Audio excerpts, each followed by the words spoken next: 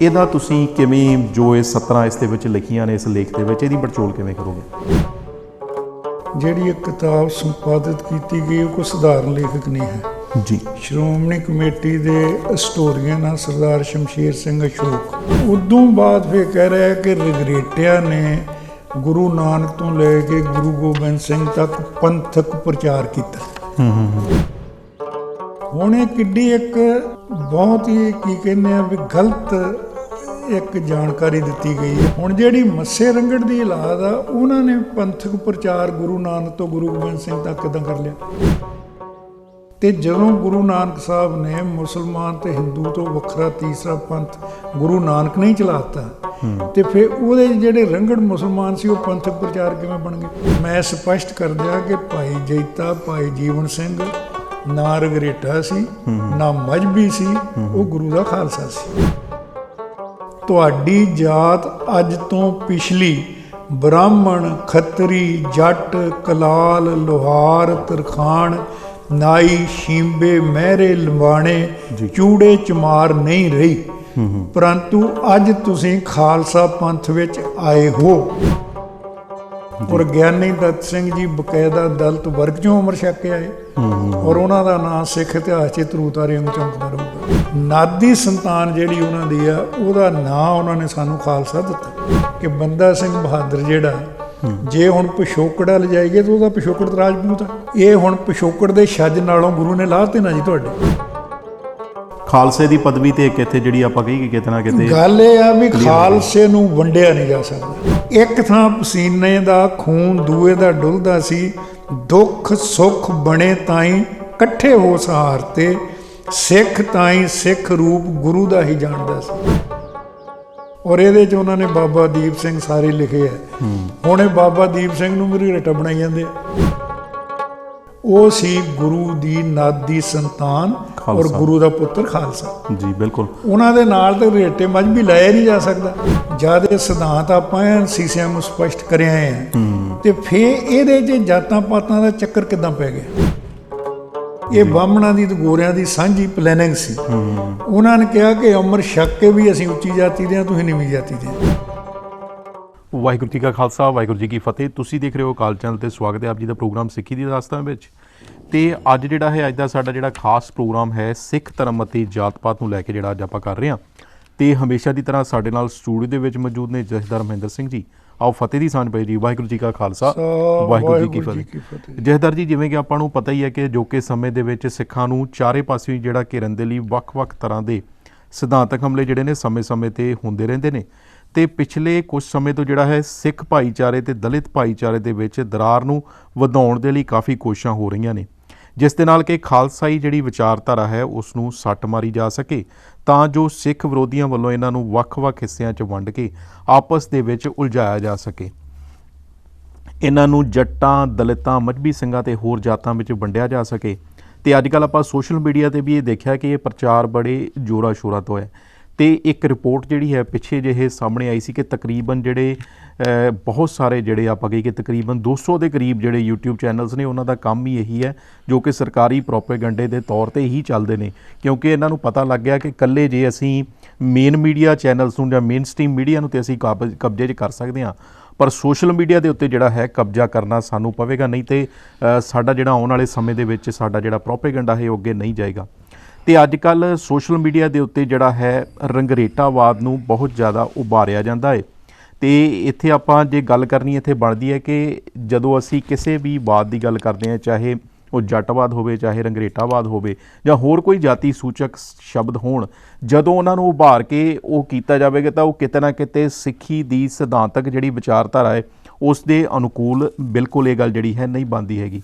ਤੇ ਇਸੇ ਵਿਸ਼ੇ ਨੂੰ ਲੈ ਕੇ ਜਦੋਂ ਜਥੇਦਾਰ ਹੋਣਾ ਨੇ ਹੋਰ ਜਿਹੜੀ ਖੋਜ ਕਰਨੀ ਸ਼ੁਰੂ ਕੀਤੀ ਤੇ ਸਾਡੇ ਹੱਥ ਇੱਕ ਕਿਤਾਬਚਾ ਲੱਗਿਆ। ਕਿਤਾਬਚੇ ਦਾ ਜਿਹੜਾ ਸਿਰਲੇਖ ਹੈਗਾ ਹੈ ਮਜ਼੍ਹਬੀ ਸਿੰਘਾਂ ਦਾ ਇਤਿਹਾਸ, ਤੇ ਲਿਖਿਆ ਗਿਆ ਹੈ ਸ਼ਮਸ਼ੇਰ ਸਿੰਘ ਅਸ਼ੋਕ ਵੱਲੋਂ ਜਿਹੜੀ ਹੈ ਸੰਪਾਦਿਤ ਕੀਤੀ ਗਈ ਹੈ। ਹੁਣ ਇਹਦੇ 'ਚੋਂ ਕੁਝ ਲੇਖਾਂ ਦਾ ਹੀ ਆਪਾਂ ਪੜਚੋਲ ਕਰਨੀ ਹੈ ਕਿ ਕੀ ਇਹ ਸਿਧਾਂਤਕ ਪੱਖ ਤੋਂ ਉੱਭਰਦੇ ਹੈਗੇ ਆ, ਕਿਉਂਕਿ ਜਿਸ ਤਰੀਕੇ ਦੇ ਨਾਲ ਉਭਾਰਿਆ ਜਾ ਰਿਹਾ ਹੈ, ਜਿਸ ਤਰੀਕੇ ਦੇ ਨਾਲ ਇਸ ਤਰ੍ਹਾਂ ਦੇ ਜਿਹੜੇ ਕਿਤਾਬਚੇ ਨੇ ਉਹਨਾਂ ਨੂੰ ਰੈਫਰੈਂਸ ਬਣਾ ਕੇ ਅੱਜ ਕਹਾਣੀਆਂ ਘੜੀਆਂ ਜਾ ਰਹੀਆਂ ਨੇ, ਕਿਤੇ ਨਾ ਕਿਤੇ ਉਹ ਪੜਚੋਲ ਦਾ ਜਿਹੜਾ ਹੈ ਵਿਸ਼ਾ ਜਿਹੜਾ ਬਣਦਾ ਹੈਗਾ ਹੈ। ਤੇ ਇਸੇ ਹੀ ਕਿਤਾਬ ਦੇ ਵਿੱਚ 23 ਨੰਬਰ ਪੇਜ ਦੇ ਉੱਤੇ ਲੇਖਕ ਧੰਨਾ ਸਿੰਘ ਗੁਲਸ਼ਨ ਹੁਣਾਂ ਵੱਲੋਂ ਜਿਹੜਾ ਲਿਖਿਆ ਗਿਆ ਉਹਦੀਆਂ ਕੁਛ ਆਪਾਂ ਪੜ੍ਹ ਦਿੰਦੇ ਹਾਂ ਤੇ ਫਿਰ ਜਥੇਦਾਰ ਹੁਣਾਂ ਨੇ ਨਾਲ ਉਹਦੀ ਪੜਚੋਲ ਬਾਰੇ ਵੀ ਜਿਹੜੀ ਆਪਾਂ ਗੱਲਬਾਤ ਕਰਦੇ ਹਾਂ। ਇਹਦਾ ਜਿਹੜਾ ਹੈਗਾ ਇਹ ਜਿਹੜਾ ਉੱਪਰ ਸਾਰਾਂਸ਼ ਦਿੱਤਾ ਗਿਆ, ਜਿਹੜਾ ਉੱਤੇ ਟੌਪਿਕ ਦਿੱਤਾ ਗਿਆ ਹੈ ਅਮਰ ਸ਼ਹੀਦ ਬਾਬਾ ਜੀਵਨ ਸਿੰਘ ਜੀ, ਥੱਲੇ ਲਿਖਿਆ ਭਾਈ ਜੈਤਾ ਜੀ। ਤੇ ਇਸ ਦੇ ਵਿੱਚ ਲਿਖਿਆ ਹੋਇਆ ਜਥੇਦਾਰ ਜੀ ਕਿ ਤਦ ਪਛਾਤ ਵੈਦਿਕ ਪੁਰਾਣਿਕ ਕਾਲ ਤੇ ਬ੍ਰਾਹਮਣੀ ਕਾਲ ਵਿੱਚ ਇਹ ਯੋਧੇ ਜੋ ਅਸੁਰ ਜਾਂ ਮਲੇਸ਼ ਕਹਿ ਕੇ ਦੁਰਕਾਰੇ ਜਾਂਦੇ ਸਨ ਤਾਂ ਕਾਫੀ ਹੱਦ ਤੱਕ ਕਮਜ਼ੋਰ ਤੇ ਘੱਟ ਗਿਣਤੀ 'ਚ ਹੋਣ ਦੇ ਬਾਵਜੂਦ ਵੀ ਆਪਣੀ ਅਦੁੱਤੀ ਬਾਹੂਬਲ ਦੇ ਜ਼ੋਰ ਨਾਲ ਖੋਖਰ ਅਤੇ ਗੱਖੜ ਆਦਿ ਅਨੇਕਾਂ ਜਾਤੀ ਗੁੱਟਬੰਦੀਆਂ ਵਿੱਚ ਵੰਡੇ ਗਏ, ਜਿਸ ਕਰਕੇ ਰਾਜਪੂਤਾਂ ਰੰਗੜਾਂ ਦੇ ਬੇਟੇ ਹੋਣ ਕਾਰਨ ਇਹਨਾਂ ਨੂੰ ਰੰਗਰੇਟੇ ਸੰਗਿਆ ਵਰਤੀ ਗਈ। ਫਿਰ ਇਹੋ ਰੰਗਰੇਟੇ ਸ਼੍ਰੀ ਗੁਰੂ ਨਾਨਕ ਦੇਵ ਜੀ ਤੋਂ ਲੈ ਕੇ ਦਸਮ ਪਾਤਸ਼ਾਹ ਸ਼੍ਰੀ ਗੁਰੂ ਗੋਬਿੰਦ ਸਿੰਘ ਜੀ ਦੇ ਸਮੇਂ ਤੱਕ ਪਹਿਲਾਂ ਪੰਥਕ ਪ੍ਰਚਾਰ ਤੇ ਫਿਰ ਧਰਮ ਯੁੱਧਾਂ ਵਿੱਚ ਬੜੀ ਗਰਮਜੋਸ਼ੀ ਨਾਲ ਥਾਵੇਂ ਵੱਧ ਚੜ੍ਹ ਕੇ ਹਿੱਸਾ ਲੈਂਦੇ ਤੇ ਆਪਣੀ ਮਰਦਾਨਗੀ ਦੇ ਜੌਹਰ ਜਿਹੜੇ ਨੇ ਉਹ ਦਿਖਾਉਂਦੇ ਰਹੇ। ਇਹਦਾ ਤੁਸੀਂ ਕਿਵੇਂ ਜੋ ਇਹ 17 ਇਸ ਦੇ ਵਿੱਚ ਲਿਖੀਆਂ ਨੇ ਇਸ ਲੇਖ ਦੇ ਵਿੱਚ, ਇਹਦੀ ਪੜਚੋਲ ਕਿਵੇਂ ਕਰੋਗੇ? ਦੇਖੋ ਸਰਦਾਰ ਜਗਜੀਤ ਸਿੰਘ ਜੀ, ਇਹ ਪੜਚੋਲ ਬਹੁਤ ਜ਼ਰੂਰੀ ਇਸ ਕਰਕੇ ਹੈ ਵੀ ਇਹ ਇੱਕ ਤਾਂ ਜਿਹੜੀ ਇਹ ਕਿਤਾਬ ਸੰਪਾਦਿਤ ਕੀਤੀ ਗਈ ਉਹ ਕੋਈ ਸਧਾਰਨ ਲੇਖਕ ਨਹੀਂ ਹੈ ਜੀ। ਸ਼੍ਰੋਮਣੀ ਕਮੇਟੀ ਦੇ ਹਿਸਟੋਰੀਅਨ ਆ ਸਰਦਾਰ ਸ਼ਮਸ਼ੇਰ ਸਿੰਘ ਅਸ਼ੋਕ। ਦੂਜਾ ਇਹਦੇ ਵਿੱਚ ਜਿਹੜੇ ਲੇਖ ਦਿੱਤੇ ਗਏ ਕਹਿ ਲਓ ਜਾਂ ਪ੍ਰਸ਼ੰਸਾ ਪੱਤਰ ਦਿੱਤੇ ਗਏ ਕਹਿ ਲਓ, ਉਹ ਵੀ ਬਹੁਤ ਖਾਸ ਸ਼ਖਸੀਅਤਾਂ ਵੱਲੋਂ ਦਿੱਤੇ ਗਏ ਆ। ਇਹਨਾਂ 'ਚੋਂ ਇੱਕ ਤਾਂ ਆ ਗਿਆ ਸਰਦਾਰ ਧੰਨਾ ਸਿੰਘ ਗੁਲਸ਼ਨ ਦਾ ਜੀ। ਉਦੋਂ ਪਹਿਲਾਂ ਆਪਾਂ ਇਹਦੀ ਗੱਲ ਕਰ ਲਈਏ ਜੀ। ਹੁਣ ਦੇਖੋ, ਇਹ ਸਰਦਾਰ ਧੰਨਾ ਸਿੰਘ ਜੀ ਹੋਣੀ ਉੱਪਰ ਪਹਿਲਾਂ ਹੈਡਿੰਗ ਦਿੰਦੇ ਆ ਭਾਈ ਜੀਵਨ ਸਿੰਘ ਤੇ ਬ੍ਰੈਕਟ 'ਚ ਭਾਈ ਜੈਤਾ ਅਮਰ ਸ਼ਹੀਦ। ਹੁਣ ਉਹਨੂੰ ਜੋੜ ਰਹੇ ਆ ਇਹ ਗੁਰੂ ਤੁਹਾਡਾ ਭਲਾ ਕਰੇ ਵੈਦਿਕ ਕਾਲ ਵੇਲੇ ਤੱਕ ਖੱਖਰ ਤੇ ਗਖੜਾਂ ਦੇ ਨਾਲ। ਇੱਕ ਗੱਲ ਤੇ ਇਹ ਹੋ ਗਈ। ਦੂਜੀ ਗੱਲ, ਉਹ ਖੁਦ ਮੰਨਦੇ ਆ ਵੀ ਜਿਹੜੇ ਰਾਜਪੂਤ ਰੰਗੜ ਸੀਗੇ ਤੇ ਇਹਨਾਂ ਦੀ ਸੰਗਿਆ ਜਿਹੜੀ ਉਹ ਰਗਰੇਟੇ ਹੋਈ। ਇਹ ਹੈ ਨਾ? ਬਿਲਕੁਲ ਇਹੀ ਕਹਿ ਰਹੇ ਹਾਂ ਜੀ। ਅੱਛਾ, ਹੁਣ ਉਦੋਂ ਬਾਅਦ ਫਿਰ ਕਹਿ ਰਿਹਾ ਕਿ ਰਗਰੇਟਿਆਂ ਨੇ ਗੁਰੂ ਨਾਨਕ ਤੋਂ ਲੈ ਕੇ ਗੁਰੂ ਗੋਬਿੰਦ ਸਿੰਘ ਤੱਕ ਪੰਥਕ ਪ੍ਰਚਾਰ ਕੀਤਾ। ਹੁਣ ਇਹ ਕਿੱਡੀ ਇੱਕ ਬਹੁਤ ਹੀ ਕੀ ਕਹਿੰਦੇ ਆ ਵੀ ਗਲਤ ਇੱਕ ਜਾਣਕਾਰੀ ਦਿੱਤੀ ਗਈ ਹੈ। ਉਹਦੇ ਦੋ ਕਾਰਨ ਆ ਜੀ। ਅਸੀਂ ਇਹਨਾਂ ਦੀ ਗੱਲ ਨੂੰ ਰੱਖ ਕੇ ਇਹਦਾ ਜਵਾਬ ਦਿਆਂਗੇ ਜਦੋਂ ਇਹ ਮੰਨਦੇ ਆ ਕਿ ਰਾਜਪੂਤਾਂ ਤੋਂ ਇਹਨਾਂ ਨੂੰ ਰੰਗੜ ਤੇ ਰੰਗੜਾਂ ਦੇ ਬੇਟੇ ਜਿਹੜੇ ਉਹਨਾਂ ਨੂੰ ਰਗਰੇਟਿਆਂ ਦੀ ਸੰਗਿਆ ਦਿੱਤੀ ਗਈ। ਔਰ ਇਹ ਗੱਲ ਭਾਈ ਕਾਹਨ ਸਿੰਘ ਨਾਭਾ ਹੋਣਾ ਨੇ ਬੜਾ ਸਪਸ਼ਟ ਕਰਕੇ ਲਿਖਿਆ ਵੀ ਜਿਹੜੇ ਰਾਜਪੂਤ ਮੁਸਲਮਾਨ ਹੋ ਗਏ ਜੀ, ਉਹਨਾਂ ਦੀ ਸੰਗਿਆ ਰੰਗੜ ਹੋਈ ਤੇ ਰੰਗੜਾਂ ਦੇ ਬੇਟੇ ਰੰਗਰੇਟੇ ਹੋਏ। ਔਰ ਰੰਗੜਾਂ ਨੂੰ ਜਿਹੜਾ ਮੱਸਾ ਰੰਗੜਿਆ, ਇਹਦੀ ਜਿਹੜੀ ਗੱਲ ਵੀ ਸਪਸ਼ਟ ਹੋ ਗਈ ਵੀ ਜਿਹੜਾ ਮੱਸਾ ਰੰਗੜਿਆ ਉਹ ਵੀ ਰਾਜਪੂਤਾਂ ਤੋਂ ਮੁਸਲਮਾਨ ਹੋਇਆ ਸੀ ਜੀ। ਭਾਈ ਕਾਹਨ ਸਿੰਘ ਨਾਭੇ ਦੀ ਗੱਲ ਹੋ ਗਈ ਜੀ। ਉਦੋਂ ਬਾਅਦ ਇਹ JS ਗਰੇਵਾਲ ਨੇ ਕਿਤਾਬ ਲਿਖੀ ਆ, ਉਹਦੇ 'ਚ ਵੀ ਉਹ ਬੜਾ ਸਪਸ਼ਟ ਕਰਕੇ ਲਿਖ ਰਿਹਾ ਵੀ ਉਹਨੇ ਜ਼ਕਰੀਆ ਖਾਨ ਨੇ ਉੱਥੇ ਅਪੁਆਇੰਟ ਕੀਤਾ ਜਿਹੜਾ ਰਾਜਪੂਤ ਫੌਜਦਾਰ properly refer to as a Massa Ranghar ਜੀ। ਹੁਣ ਜਿਹੜੀ ਮੱਸੇ ਰੰਗੜ ਦੀ ਔਲਾਦ ਆ, ਉਹਨਾਂ ਨੇ ਪੰਥਕ ਪ੍ਰਚਾਰ ਗੁਰੂ ਨਾਨਕ ਤੋਂ ਗੁਰੂ ਗੋਬਿੰਦ ਸਿੰਘ ਤੱਕ ਕਿੱਦਾਂ ਕਰ ਲਿਆ? ਗੱਲ ਤਾਂ ਬੜੀ ਵਿਚਾਰ ਕਰਨ ਵਾਲੀ ਗੱਲ ਆ ਨਾ ਜੀ। ਜੀ, ਜਦੋਂ ਗੁਰੂ ਨਾਨਕ ਨੇ ਮੁਸਲਮਾਨ ਤੇ ਹਿੰਦੂ ਧਰਮ ਤੋਂ ਬਿਲਕੁਲ ਵੱਖਰਾ ਤੀਸਰਾ ਪੰਥ, ਨਿਰਮਲ ਪੰਥ ਮੀਨ ਤੀਸਰਾ ਪੰਥ ਜੀ, ਤੇ ਜਦੋਂ ਗੁਰੂ ਨਾਨਕ ਸਾਹਿਬ ਨੇ ਮੁਸਲਮਾਨ ਤੇ ਹਿੰਦੂ ਤੋਂ ਵੱਖਰਾ ਤੀਸਰਾ ਪੰਥ ਗੁਰੂ ਨਾਨਕ ਨੇ ਹੀ ਚਲਾਤਾ, ਤੇ ਫਿਰ ਉਹਦੇ ਜਿਹੜੇ ਰੰਗੜ ਮੁਸਲਮਾਨ ਸੀ ਉਹ ਪੰਥਕ ਪ੍ਰਚਾਰ ਕਿਵੇਂ ਬਣ ਗਏ? ਜੀ, ਅਸੀਂ ਉਹਦੀ ਗੱਲ ਚੋਂ ਜਵਾਬ ਦੇ ਰਹੇ, ਅਸੀਂ ਆਪਣੇ ਕੋਲੋਂ ਕੁਝ ਨਹੀਂ ਕਹਿ ਰਹੇ ਜੀ।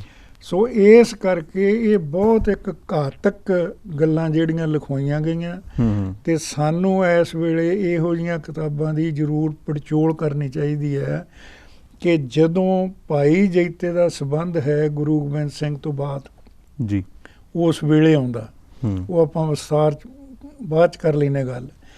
ਇਹ ਜਿਹੜਾ ਸਿਰਫ ਇੱਕ ਲਫ਼ਜ਼ ਵਿੱਚ ਪਾਇਆ ਗਿਆ ਰਗਰੇਟੇ ਗੁਰੂ ਕੇ ਬੇਟੇ, ਇਹ ਸਭ ਕੁਝ ਉਹਨੂੰ ਐਸਟੈਬਲਿਸ਼ ਕਰਨ ਲਈ ਕੀਤਾ ਗਿਆ, ਉਸ ਗੱਲ ਨੂੰ ਪੱਕੀ ਕਰਨ ਲਈ ਜੀ। ਹੁਣ ਪਹਿਲੀ ਤਾਂ ਗੱਲ ਤੁਸੀਂ ਇਹ ਦੇਖੋ ਵੀ ਗੁਰੂ ਗੋਬਿੰਦ ਸਿੰਘ ਜਿਹੜੇ ਗੁਰੂ ਨਾਨਕ ਦੇ ਸਿਧਾਂਤ ਨੂੰ ਅੱਗੇ ਲਿਜਾਂਦੇ ਆ, ਤੇ ਜੇ ਉਹ ਜਦੋਂ ਭਾਈ ਜੈਤਾ ਜੀ ਗੁਰੂ ਸਾਹਿਬ ਦਾ ਸੀਸ ਲੈ ਕੇ ਆਉਂਦੇ ਆ ਤੇ ਉਹ ਜਾਤੀ ਸੂਚਕ ਨਾਂ ਦੇ ਨਾਲ ਕਿੱਦਾਂ ਕਹਿਣਗੇ ਰਘਰੇਟਾ ਗੁਰੂ ਦਾ ਬੇਟਾ? ਨਹੀਂ ਵਰਤ ਸਕਦੇ ਨਾ। ਪਰ ਅਨਫੋਰਚੂਨੇਟਲੀ ਇੰਨਾ ਜ਼ਿਆਦਾ ਪ੍ਰਚਾਰਿਆ ਗਿਆ ਵੀ ਉਹਨੂੰ ਆਧਾਰ ਬਣਾ ਕੇ ਉਹਨਾਂ ਨੇ ਇੱਦਾਂ ਦੀਆਂ ਜਿਹੜੀਆਂ ਕਿਤਾਬਾਂ ਲਿਖਣੀਆਂ ਸ਼ੁਰੂ ਕੀਤੀਆਂ, ਪਰ ਇਹਦਾ ਆਧਾਰ ਨਹੀਂ ਕੋਈ ਬਣਦਾ। ਜੀ ਜੀ। ਜੇ ਉਹ ਆਪ ਮੰਨਦੇ ਆ ਕਿ ਰਗਰੇਟੇ ਜਿਹੜੇ ਖੱਖਰਾਂ ਗਾਖੜਾਂ ਤੋਂ ਤੇ ਕਿਤੇ ਵੈਦਿਕ ਕਾਲ ਤੋਂ ਤੁਰੇ ਹੋਏ ਤੇ ਇਹਨਾਂ ਨੂੰ ਪਹਿਲਾਂ ਸੁਰ ਕਹਿੰਦੇ ਸੀ, ਤੇ ਫਿਰ ਉਹਨਾਂ ਦਾ ਸੰਬੰਧ ਭਾਈ ਜੈਤੇ ਨਾਲ ਕਿੱਦਾਂ ਜੁੜਿਆ ਜਾ ਸਕਦਾ? ਮੈਂ ਸਪਸ਼ਟ ਕਰ ਦਿਆਂ ਕਿ ਭਾਈ ਜੈਤਾ ਭਾਈ ਜੀਵਨ ਸਿੰਘ ਨਾ ਰਗਰੇਟਾ ਸੀ, ਨਾ ਮਜ਼੍ਹਬੀ ਸੀ, ਉਹ ਗੁਰੂ ਦਾ ਖਾਲਸਾ ਸੀ। ਬੜੀ ਸਪਸ਼ਟ ਗੱਲ ਹੈ। ਬਿਲਕੁਲ। ਆਪਣਾ ਸਵਾਲ ਇਹ ਥੋੜਾ ਜਿਹਾ ਅੱਗੇ ਆਉਣਾ ਸੀ, ਪਰ ਇੱਥੇ ਹੀ ਜਿਹੜੀ ਗੱਲ ਇਹਦੀ ਕਰ ਲੈਂਦੇ ਆ ਕਿ ਜਦੋਂ ਚਾਹੇ ਤੁਸੀਂ ਚਰਨਪੌਲ ਲੈ ਕੇ ਆ ਜਾਵੋ, ਗੁਰੂ ਨਾਨਕ ਗੁਰੂ ਗੋਬਿੰਦ ਸਿੰਘ ਜੀ ਤੋਂ ਪਹਿਲਾਂ ਚਰਨਪੌਲ ਹੁੰਦੀ ਸੀ, ਤੇ ਜਦੋਂ ਚਰਨਪੌਲ ਲੈ ਲਈ ਗੁਰੂ ਗੋਬਿੰਦ ਸਿੰਘ ਮਹਾਰਾਜ ਜੀ ਤੋਂ ਬਾਅਦ ਹੁਣ ਆਪਾਂ ਖੰਡੇ ਦੀ ਬੋਲ ਤੇ ਆ ਗਏ, ਜਦੋਂ ਆਪਾਂ ਪਾਹੁਲ ਲੈ ਲਈ, ਫਿਰ ਉਹ ਸਾਡਾ ਜਿਹੜਾ ਪਿਛੋਕੜ ਹੈ, ਕਿਉਂਕਿ ਉੱਥੇ ਤੇ ਫਿਰ ਨਾਸ ਸਿਧਾਂਤ ਲਾਗੂ ਹੋ ਜਾਂਦਾ ਹੈ। ਕੀ ਅਸੀਂ ਫਿਰ ਉੱਥੇ ਜੱਟ, ਚਿਓਰ, ਨਾਈ, ਛੀਂਬੇ, ਰੰਗਰੇਟੇ ਜਾਂ ਇਹ ਚੀਜ਼ਾਂ ਰਹਿ ਜਾਂਦੀਆਂ ਨੇ, ਜਾਂ ਸਿਰਫ ਅਸੀਂ ਖਾਲਸਾ ਤੇ ਸਿੱਖ ਹੋ ਜਾਂਦੇ ਹਾਂ? ਇਹਦਾ ਜਿਹੜਾ ਸਹੀ ਜਵਾਬ ਤੁਹਾਨੂੰ ਮੈਂ ਸਰਦਾਰ ਜਗਜੀਤ ਸਿੰਘ ਜੀ ਦਿੰਦਾ। ਇਹ ਸਰਦਾਰ ਬਲਜੀਤ ਸਿੰਘ ਨੇ ਕਿਤਾਬ ਲਿਖੀ ਜਾਤ ਪਾਤ ਅਤੇ ਸਿੱਖ ਲਹਿਰ ਜੀ। ਉਹਦੇ 'ਚ ਗਿਆਨੀ ਦਿੱਤ ਸਿੰਘ ਜੀ, ਜਿਹੜੇ ਕਿਸੇ ਜਾਣ ਪਛਾਣ ਦੇ ਮੁਤਾਜ ਨਹੀਂ, ਸਿੱਖ ਇਤਿਹਾਸ 'ਚ ਉਹਨਾਂ ਦਾ ਨਾਂ ਧਰੂ ਤਾਰੇ ਵਾਂਗੂ ਚਮਕਦਾ ਜੀ। ਹੁਣ ਗਿਆਨੀ ਦਿੱਤ ਸਿੰਘ ਜਿਹੜੇ ਆ, ਇਹ ਦਲਿਤ ਵਰਗ 'ਚੋਂ ਅੰਮ੍ਰਿਤ ਛਕ ਕੇ ਸਿੰਘ ਸਜੇ, ਗਿਆਨੀ ਦਿੱਤ ਸਿੰਘ ਜੀ। ਔਰ ਉਹਨਾਂ ਦੀ ਹੂਬਹੂ ਜਿਹੜੀ ਵਰਡਿੰਗ ਉਹਨਾਂ ਨੇ ਲਿਖੀ ਹੈ ਨਾ ਜੀ, ਵੀ ਜਦੋਂ ਤੁਸੀਂ ਅੰਮ੍ਰਿਤ ਛਕ ਲੈਂਦੇ ਆ ਜੀ, ਤੇ ਇਹ ਅਸੀਂ ਆਪਣੇ ਕੋਲੋਂ ਕੁਛ ਨਹੀਂ ਕਹਿ ਰਹੇ, ਇਹ ਗਿਆਨੀ ਦਿੱਤ ਸਿੰਘ ਦੀ ਹੂਬਹੂ ਵਰਡਿੰਗ ਤੁਹਾਡੇ ਸਵਾਲ ਦਾ ਜਵਾਬ ਦੇਣ ਲਈ ਮੈਂ ਪੜੂੰਗਾ ਜੀ। ਇਹਦੇ 'ਚ ਤੁਹਾਡੇ ਸਵਾਲ ਦਾ ਜਵਾਬ ਮੈਨੂੰ ਲੱਗਦਾ ਆ ਜਾਣਾ। ਹੁਣ ਗਿਆਨੀ ਦਿੱਤ ਸਿੰਘ ਜੀ ਜਿਹੜੇ ਕਹਿ ਰਹੇ ਆ, ਉਹ ਇਸੇ ਸਿਧਾਂਤ ਲਈ ਬੋਲ ਰਹੇ ਆ। ਉਹ ਕਹਿੰਦੇ ਕਿ ਅੰਮ੍ਰਿਤ ਛਕਾਉਣ ਸਮੇਂ ਅੰਮ੍ਰਿਤ ਵਾਲੇ ਪੰਜੇ ਸਿੰਘ ਪੰਜ ਪਿਆਰਿਆਂ ਦੀ ਜਗ੍ਹਾ ਹੁੰਦੇ ਹਨ। ਉਸ ਵੇਲੇ ਜੋ ਉਪਦੇਸ਼ ਹੁੰਦਾ ਹੈ ਸੋ ਉਹ ਹੈ ਜੋ ਸ੍ਰੀ ਦਸਮ ਗੁਰੂ ਜੀ ਦਾ ਸੀ। ਜਦੋਂ ਸਨਮੁਖ ਖੜੇ ਕਰਕੇ ਅੰਮ੍ਰਿਤ ਛਕਾਇਆ ਜਾਂਦਾ ਹੈ ਕਿ ਤੁਹਾਡਾ ਜਨਮ ਕੇਸਗੜ੍ਹ ਦਾ ਵਾਸੀ ਆਨੰਦਪੁਰ, ਜਾਤ ਖਾਲਸਾ। ਇਹ ਗਿਆਨੀ ਦਿੱਤ ਸਿੰਘ ਜੀ ਹੁਣੇ ਕਹਿ ਰਹੇ, ਅਸੀਂ ਆਪਣੇ ਕੋਲੋਂ ਨਹੀਂ ਕਹਿ ਰਹੇ ਜੀ ਜੀ। ਵੀ ਤੁਹਾਨੂੰ ਜਿਹੜੀ ਉਸ ਵੇਲੇ ਪੰਜ ਪਿਆਰੇ ਜੋ ਗੁਰੂ ਸਾਹਿਬ ਨੇ ਕਿਹਾ ਉਹ ਦੁਹਰਾ ਰਹੇ ਆ ਕਿ ਤੁਹਾਡਾ ਜਨਮ ਕੇਸਗੜ੍ਹ ਦਾ ਵਾਸੀ ਆਨੰਦਪੁਰ, ਜਾਤ ਖਾਲਸਾ, ਮਾਤਾ ਤੁਹਾਡੀ ਸਾਹਿਬ ਕੌਰ ਅਤੇ ਪਿਤਾ ਤੁਹਾਡਾ ਸ੍ਰੀ ਗੁਰੂ ਗੋਬਿੰਦ ਸਿੰਘ ਤੇ ਤੁਹਾਡਾ ਗੁਰੂ ਗ੍ਰੰਥ ਸਾਹਿਬ। ਇਹ ਸਾਰੇ ਉਪਦੇਸ਼ ਦਾ ਤਾਤਪਰਜ ਇਹ ਹੈ ਕਿ ਅੱਜ ਤੋਂ ਤੁਹਾਡਾ ਜਨਮ ਨੂਰਪੁਰੇ ਜਾਂ ਤੇਲੂ ਮਾਜਰੇ ਦਾ ਨਹੀਂ ਰਿਹਾ ਜੀ। ਅੱਜ ਤੋਂ ਕੇਸਗੜ੍ਹ ਸਾਹਿਬ ਦਾ ਤੁਹਾਡਾ ਜਨਮ ਹੋਇਆ। ਦੂਸਰਾ, ਅੱਜ ਤੋਂ ਤੁਸੀਂ ਝਿੰਗੜਾਂ ਭੰਗੂਪੁਰੇ ਦੇ ਰਹਿਣ ਵਾਲੇ ਨਹੀਂ, ਤੁਹਾਡਾ ਵਸਣ ਦਾ ਨਗਰ ਆਨੰਦਪੁਰ ਸਾਹਿਬ ਹੈ। ਤੀਸਰਾ, ਅੱਜ ਤੋਂ ਤੁਹਾਡੀ ਮਾਈ ਕਰਮੋ ਨਰੈਣੀ ਜਾਂ ਲక్ష్ਮੀ ਨਹੀਂ ਹੈ, ਕਿੰਤੂ ਤੁਸੀਂ ਮਾਤਾ ਸਾਹਿਬ ਕੌਰ ਦੇ ਪੁੱਤਰ ਹੋਏ ਜੀ ਜੀ। ਚੌਥਾ, ਅੱਜ ਤੋਂ ਤੁਹਾਡਾ ਪਿਤਾ ਕਸੀਟਾ, ਸੇਢੂ ਤੇ ਧੂਮਾ ਨਹੀਂ ਹੈ, ਪਰੰਤੂ ਗੁਰੂ ਗੋਬਿੰਦ ਸਿੰਘ ਜੀ ਦੇ ਤੁਸੀਂ ਪਿਆਰੇ ਪੁੱਤਰ ਹੋਏ। ਪੰਜਵਾਂ, ਤੁਹਾਡੀ ਜਾਤ ਅੱਜ ਤੋਂ ਪਿਛਲੀ ਬ੍ਰਾਹਮਣ, ਖੱਤਰੀ, ਜੱਟ, ਕਲਾਲ, ਲੋਹਾਰ, ਤਰਖਾਣ, ਨਾਈ, ਸ਼ੀਂਬੇ, ਮਹਿਰੇ, ਲੰਬਾਣੇ, ਚੂੜੇ, ਚਮਾਰ ਨਹੀਂ ਰਹੀ, ਪਰੰਤੂ ਅੱਜ ਤੁਸੀਂ ਖਾਲਸਾ ਪੰਥ ਵਿੱਚ ਆਏ ਹੋ। ਗੁਰੂ ਨਾਨਕ ਗੁਰੂ ਗੋਬਿੰਦ ਸਿੰਘ ਦੇ ਸੱਚੇ ਸਿੱਖ ਅਖਾਉਣ ਵਾਲੇ ਜਿਹੜੇ ਆ ਉਹ ਖਾਲਸਾ ਹੋਏ। ਦੂਸਰਾ ਖਾਲਸਾ ਪੰਥ ਜਿਹੜਾ ਉਹ ਕਹਿੰਦੇ ਆ ਇਹ ਹਿੰਦੂ ਮੁਸਲਮਾਨਾਂ ਤੋਂ ਜੁਦਾ ਵੀ ਹੈ ਤੇ ਸਾਂਝਾ ਇਸ ਕਰਕੇ ਹੈ ਕਿ ਜਿਹੜਾ ਅੰਮ੍ਰਿਤ ਛਕੇ ਜੀ ਉਹ ਖਾਲਸਾ ਪੰਥ 'ਚ ਲਿਖੇ। ਹੁਣ ਇਹ ਫੈਸਲਾ ਗਿਆਨੀ ਦਿੱਤ ਸਿੰਘ ਜੀ ਹੋਣਾ ਦਾ ਅਸੀਂ ਆਪਾਂ ਕੋਲੋਂ ਨੇ ਕਹਿ ਰਹੇ, ਤੇ ਜਦ ਉਹਨਾਂ ਨੇ ਸਪਸ਼ਟ ਕਰ ਦਿੱਤਾ ਕਿ ਅੰਮ੍ਰਿਤ ਛਕਣ ਤੋਂ ਬਾਅਦ ਤੁਸੀਂ ਨਾਈ, ਜੱਟ, ਸ਼ੀਂਬੇ, ਚੂੜੇ, ਚਮਾਰ ਨਹੀਂ ਰਹੇ, ਤੁਹਾਡੀ ਜਾਤ ਖਾਲਸਾ, ਤੇ ਫਿਰ ਜਗਜੀਤ ਸਿੰਘ ਜੀ ਹੁਣ ਇਹ ਸਿਧਾਂਤ ਨੂੰ ਮੱਲੋ ਮੱਲੀ ਇਹਦੇ ਤੁਸੀਂ ਮਤਲਬ ਇਹਦੀ ਗਲਤ ਵਿਆਖਿਆ ਕਰੀ ਜਾਓ ਤਾਂ ਇਹ ਤਾਂ ਬਹੁਤ ਗਲਤ ਗੱਲ ਹੈ ਨਾ ਜੀ। ਔਰ ਇਹ ਅਸੀਂ ਆਪਣੇ ਕੋਲੋਂ ਨਹੀਂ ਕਹਿ ਰਹੇ। ਔਰ ਗਿਆਨੀ ਦਿੱਤ ਸਿੰਘ ਜੀ ਬਕਾਇਦਾ ਦਲਿਤ ਵਰਗ 'ਚੋਂ ਅੰਮ੍ਰਿਤ ਛਕ ਕੇ ਆਏ। ਔਰ ਉਹਨਾਂ ਦਾ ਨਾਂ ਸਿੱਖ ਇਤਿਹਾਸ 'ਚ ਧਰੂ ਤਾਰੇ ਵਾਂਗੂ ਚਮਕਦਾ ਰਹੂਗਾ। ਇਹ ਉਹਨਾਂ ਨੇ ਸਾਰੀ ਵਿਆਖਿਆ ਤੇ ਰਹਿਤ ਮਰਿਆਦਾ 'ਚ ਵੀ ਇਹੀ ਹੈ ਜੀ, ਬਿਲਕੁਲ ਇਦਾਂ। ਪਰ ਅਸੀਂ ਉਹਨਾਂ ਨੇ ਕਿਹਾ ਕਰਕੇ ਉਹਨਾਂ ਦੀ ਜ਼ੁਬਾਨੀ ਥੋੜਾ ਜਿਹਾ ਗੱਲ ਜਿਹੜੀ ਉਹ ਛੇਤੀ ਸਮਝਾਈ ਜਾਂਦੀ ਹੈ। ਕਿਤਾਬ ਜਿਹੜੀ ਇਹੀ ਹੈਗੀ ਹੈ, ਦੁਬਾਰਾ ਇੱਕ ਵਾਰੀ ਦੱਸ ਦਿੰਦੇ ਹਾਂ, ਮਜ਼੍ਹਬੀ ਸਿੰਘਾਂ ਦਾ ਇਤਿਹਾਸ। ਇਸ ਦੇ ਪੰਨਾ ਨੰਬਰ 20 ਦੇ ਉੱਤੇ ਜਥੇਦਾਰ ਗੁਰਚਰਨ ਸਿੰਘ ਟੌਹੜਾ, ਜੋ ਕਿ ਸ਼੍ਰੋਮਣੀ ਗੁਰਦੁਆਰਾ ਪ੍ਰਬੰਧਕ ਕਮੇਟੀ ਦੇ ਪ੍ਰਧਾਨ ਵੀ ਰਹੇ ਹੈਗੇ ਨੇ, ਉਹਨਾਂ ਦੇ ਵੱਲੋਂ ਵੀ ਜਿਹੜਾ ਇੱਕ ਇਸ ਦੇ ਵਿੱਚ ਲਿਖਿਆ ਗਿਆ, ਉਹ ਵੀ ਤੁਹਾਨੂੰ ਥੋੜ੍ਹਾ ਜਿਹਾ ਪੜ੍ਹ ਕੇ ਦੱਸ ਦਿੰਦੇ ਹਾਂ। ਔਰ ਉਹਦਾ ਵੀ ਜਿਹੜਾ ਵਿਸ਼ਲੇਸ਼ਣ ਤੇ ਪੜਚੋਲ ਜਿਹੜੀ ਹੈ ਉਹ ਵੀ ਬਣਦੀ ਹੈਗੀ ਆ, ਕਿਉਂਕਿ ਜਿਵੇਂ ਅਸੀਂ ਪਹਿਲਾਂ ਕਹਿ ਕੇ ਆਏ, ਕਿਤਾਬ ਭਾਵੇਂ ਪੁਰਾਣੀ ਆ ਪਰ ਇਹਨਾਂ ਦੇ ਹੀ ਰੈਫਰੈਂਸਿਸ ਯੂਜ਼ ਕਰਕੇ ਜਿਹੜਾ ਹੈ ਅਜੋਕੇ ਸਮੇਂ ਦੇ ਵਿੱਚ ਬਹੁਤ ਕੁਝ ਜਿਹੜਾ ਹੈ ਲਿਖਵਾਇਆ ਜਾ ਰਿਹਾ ਹੈ। ਸਿੱਖਾਂ ਦੇ ਖਿਲਾਫ ਇਹ ਚੀਜ਼ਾਂ ਜਿਹੜੀਆਂ ਭੁਗਤਾਈਆਂ ਜਾ ਰਹੀਆਂ ਨੇ। ਜਥੇਦਾਰ ਟੌਹੜਾ ਹੁਣੀ ਕਹਿੰਦੇ ਨੇ ਕਿ ਰਿਗਵੇਦ ਕਾਲ, ਪੁਰਾਣਿਕ ਕਾਲ, ਬ੍ਰਾਹਮਣੀ ਕਾਲ ਜਾਂ ਰਾਜਪੂਤੀ ਕਾਲ ਦੀਆਂ ਟੇਡੀਆਂ ਮੇਡੀਆਂ ਬਲਗਣਾ ਵਿੱਚੋਂ ਨਿਕਲ ਕੇ ਫਿਰ ਸਮਾਂ ਆਉਂਦਾ ਹੈ ਗੁਰੂ ਨਾਨਕ ਕਾਲ ਜਾਂ ਸਿੱਖ ਕਾਲ ਦਾ। ਇਸ ਕਾਲ ਨੂੰ ਅਸੀਂ ਮਜ਼੍ਹਬੀ ਸਿੰਘਾਂ ਦੇ ਪੁਨਰ ਜਨਮ ਦਾ ਕਾਲ ਕਹੀਏ ਜਾਂ ਸਜੀਵ ਕਾਲ, ਕਿਉਂਕਿ ਜਗਤ ਸੁਧਾਰਕ ਸ੍ਰੀ ਗੁਰੂ ਨਾਨਕ ਦੇਵ ਜੀ ਆਦਿ ਸਿੱਖ ਗੁਰੂ ਸਾਹਿਬਾਨ ਨੇ ਰੰਗਰੇਟੇ ਅਥਵਾ ਮਜ਼੍ਹਬੀ ਸਿੰਘਾਂ ਨੂੰ ਆਪਣੇ ਪਵਿੱਤਰ ਚਰਨ ਕਮਲਾਂ ਦੇ ਸਦਕੇ ਸਦੀਵੀ ਮੁਰਦੇਹਾਨੀ ਵਿੱਚੋਂ ਕੱਢ ਕੇ ਪਹਿਲਾਂ ਚਰਨ ਪਾਹੁਲ ਤੇ ਫਿਰ ਖੰਡੇ ਦੀ ਪਾਹੁਲ ਦੇ ਅੰਮ੍ਰਿਤ ਦੇ ਛੱਟੇ ਮਾਰੇ ਤੇ ਅੰਮ੍ਰਿਤ ਛਕਾ ਕੇ ਨਾ ਕੇਵਲ ਅਮਰ ਹੀ ਬਣਾਇਆ, ਸਗੋਂ ਰੰਗਰੇਟੇ ਗੁਰੂ ਕੇ ਬੇਟੇ ਦੀ ਉੱਚ ਪਦਵੀ ਪ੍ਰਦਾਨ ਕਰਕੇ ਆਪਣੇ ਨਾਦੀ ਸਾਹਿਬਜ਼ਾਦੇ ਹੋਣ ਦਾ ਮਾਣ ਵੀ ਬਖਸ਼ਿਆ ਹੈ। ਦੇਖੋ ਜਗਜੀਤ ਸਿੰਘ ਜੀ, ਇਹ ਸਰਦਾਰ ਗੁਰਚਰਨ ਸਿੰਘ ਟੌਹੜਾ ਦੀ ਸਾਰੀ ਗੱਲ ਆਪਣੇ ਆਪ 'ਚ ਸਵੈ ਵਿਰੋਧੀ ਹੋ ਗਈ ਜੀ। ਉਹ ਕਿਸ ਤਰ੍ਹਾਂ? ਆ ਪੜੋ ਜਿਹੜਾ ਆਖਰੀ ਪਹਿਰਾ ਜੀ। ਸਦੀਵੀ ਮੁਰਦੇਹਾਨੀ ਵਿੱਚੋਂ ਕੱਢ ਕੇ ਪਹਿਲਾਂ ਚਰਨ ਪਾਹੁਲ ਤੇ ਫਿਰ ਖੰਡੇ ਦੀ ਪਾਹੁਲ ਦੇ ਅੰਮ੍ਰਿਤ ਦੇ ਛੱਟੇ ਮਾਰੇ ਤੇ ਅੰਮ੍ਰਿਤ ਛਕਾ ਕੇ ਨਾ ਕੇਵਲ ਅਮਰ ਹੀ ਬਣਾਇਆ, ਸਗੋਂ ਰੰਗਰੇਟੇ ਗੁਰੂ ਕੇ ਬੇਟੇ ਦੀ ਉੱਚ ਪਦਵੀ ਪ੍ਰਦਾਨ ਕਰਕੇ ਆਪਣੇ ਨਾਦੀ ਸਾਹਿਬਜ਼ਾਦੇ ਹੋਣ ਦਾ ਮਾਣ ਵੀ ਬਖਸ਼ਿਆ। ਦੇਖੋ, ਇੱਕ ਬੰਨੇ ਉਹ ਕਹਿ ਰਹੇ ਆ ਕਿ ਨਾਦੀ ਸੰਤਾਨ ਹੋ ਗਈ, ਤੇ ਫਿਰ ਨਾਦੀ ਸੰਤਾਨ ਤਾਂ ਖਾਲਸਾ, ਫਿਰ ਰੰਗਰੇਟੇ ਗੁਰੂ ਕੇ ਬੇਟੇ ਕਿੱਥੋਂ ਆ ਗਏ? ਜੀ। ਉਹਦਾ ਬਿਆਨ ਆਪਣੇ ਆਪ 'ਚ ਸਵੈ ਵਿਰੋਧੀ ਹੈ ਜੀ ਜੀ। ਔਰ ਜਥੇਦਾਰ ਗੁਰਚਰਨ ਸਿੰਘ ਟੌਹੜਾ ਵੀ ਕੋਈ ਸਧਾਰਨ ਸ਼ਖਸੀਅਤ ਨਹੀਂ। ਉਹਨਾਂ ਨੇ ਕਿਉਂ ਲਿਖਿਆ, ਕੀ ਕਾਰਨ ਸੀ, ਇਹ ਤਾਂ ਗੁਰੂ ਜਾਣੇ, ਪਰ ਹੈ ਬਿਲਕੁਲ ਗਲਤ। ਉਹਦਾ ਰੀਜ਼ਨ ਕੀ ਹੈ? ਉਹ ਖੁਦ ਮੰਨਦੇ ਆ ਕਿ ਅਮਰ ਛਕਣ ਤੋਂ ਬਾਅਦ ਤੁਸੀਂ ਗੁਰੂ ਦੀ ਨਾਦੀ ਸੰਤਾਨ ਹੋਏ, ਉਹ ਮੰਨਦੇ ਆ ਨਾ ਜੀ। ਬਿਲਕੁਲ। ਤੇ ਜਿਹੜੀ ਗੁਰੂ ਦੀ ਨਾਦੀ ਸੰਤਾਨ ਆ, ਉਹ ਖਾਲਸਾ, ਦੇਖੋ ਜਦੋਂ ਗੁਰੂ ਸਾਹਿਬ ਖਾਲਸਾ ਪ੍ਰਗਟ ਕਰਦੇ ਆ ਤੇ ਬੜਾ ਸਪਸ਼ਟ ਆਪਾਂ ਰੋਜ਼ ਪੜ੍ਹਦੇ ਆ, ਪ੍ਰਗਟਿਓ ਖਾਲਸਾ ਪਰਮਾਤਮ ਕੀ ਮੌਜ, ਖਾਲਸਾ ਅਕਾਲ ਪੁਰਖ ਕੀ ਫੌਜ। ਫਿਰ ਇਦੋਂ ਬਾਅਦ ਗੁਰੂ ਸਾਹਿਬ ਬੜਾ ਸਪਸ਼ਟ ਕਰਕੇ ਗੱਲ ਖਾਲਸੇ ਦੀ ਕਰਦੇ ਆ, ਖਾਲਸਾ ਮੇਰੋ ਰੂਪ ਹੈ ਖਾਸ, ਖਾਲਸੇ ਮੈਂ ਹੂੰ ਕਰੋ ਨਿਵਾਸ। ਅੱਛਾ, ਜਦੋਂ ਗੁਰੂ ਸਾਹਿਬ ਨੇ ਸਾਨੂੰ ਇਹ ਨਾਦੀ ਸੰਤਾਨ ਜਿਹੜੀ ਉਹਨਾਂ ਦੀ ਆ, ਉਹਦਾ ਨਾਂ ਉਹਨਾਂ ਨੇ ਸਾਨੂੰ ਖਾਲਸਾ ਦਿੱਤਾ। ਗੁਰੂ ਸਾਹਿਬ ਨੇ ਦਿੱਤਾ ਨਾ ਜੀ। ਜੀ ਜੀ। ਇਹ ਅਸੀਂ ਆਪਣੇ ਕੋਲੋਂ ਨਹੀਂ ਕਹਿ ਰਹੇ। ਤੇ ਫਿਰ ਹੁਣ ਟੌਹੜਾ ਸਾਹਿਬ ਕਹਿ ਰਹੇ ਆ ਵੀ ਉਹਨਾਂ ਦੀ ਨਾਦੀ ਸੰਤਾਨ ਜਿਹੜੀ ਬਣੀ ਉਹ ਰੰਗਰੇਟੇ ਗੁਰੂ ਕੇ ਬੇਟੇ ਬਣੇ। ਅਗਲੀ ਗੱਲ ਜੀ ਕਿ ਜਦੋਂ ਇਹ ਕਲੀਅਰ ਗਿਆਨੀ ਦਿੱਤ ਸਿੰਘ ਜੀ ਹੋਣੀ, ਸਾਡਾ ਸਿਧਾਂਤ ਉਦੋਂ ਤੋਂ ਇਹ ਹੋ ਰਿਹਾ ਵੀ ਅਮਰ ਛਕਣ ਤੋਂ ਬਾਅਦ ਤੁਸੀਂ ਪਹਿਲਾਂ ਕਿਤਿਓਂ ਵੀ ਆਏ, ਕੋਈ ਦੇਸ਼ ਮਜ਼ਹਬ ਕੁੱਲ ਜਾਤ ਧਰਮ ਉਹ ਸਾਰਾ ਖਤਮ, ਤੁਸੀਂ ਹੋ ਗਏ ਖਾਲਸਾ ਜੀ। ਇਹ ਸਪਸ਼ਟ ਸਿਧਾਂਤ ਹੈ ਨਾ ਜੀ, ਇਹਦੇ 'ਚ ਕੋਈ ਦੋ ਰਾਵਾਂ ਨਹੀਂ ਹੈ ਜੀ।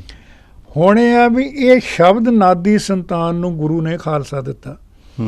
ਔਰ ਪਹਿਲਾਂ ਆਪਾਂ ਥੋੜ੍ਹਾ ਜਿਹਾ ਨਾਦੀ ਸੰਤਾਨ ਬਾਰੇ ਵੀ ਗੱਲ ਕਰ ਲਈਏ। ਜਿਹੜੀ ਬਿੰਦੀ ਸੰਤਾਨ ਆ, ਉਹ ਜਿਹੜੀ ਮਾਤਾ ਪਿਤਾ ਤੋਂ ਪੈਦਾ ਹੁੰਦੀ ਹੈ ਜੀ।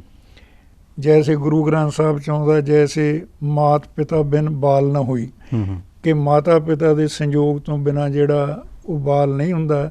ਉਹ ਮਾਤਾ ਪਿਤਾ ਦੇ ਸੰਯੋਗ ਤੋਂ ਜਿਹੜੀ ਸੰਤਾਨ ਆ, ਉਹ ਹੋ ਗਈ ਬਿੰਦੀ ਸੰਤਾਨ।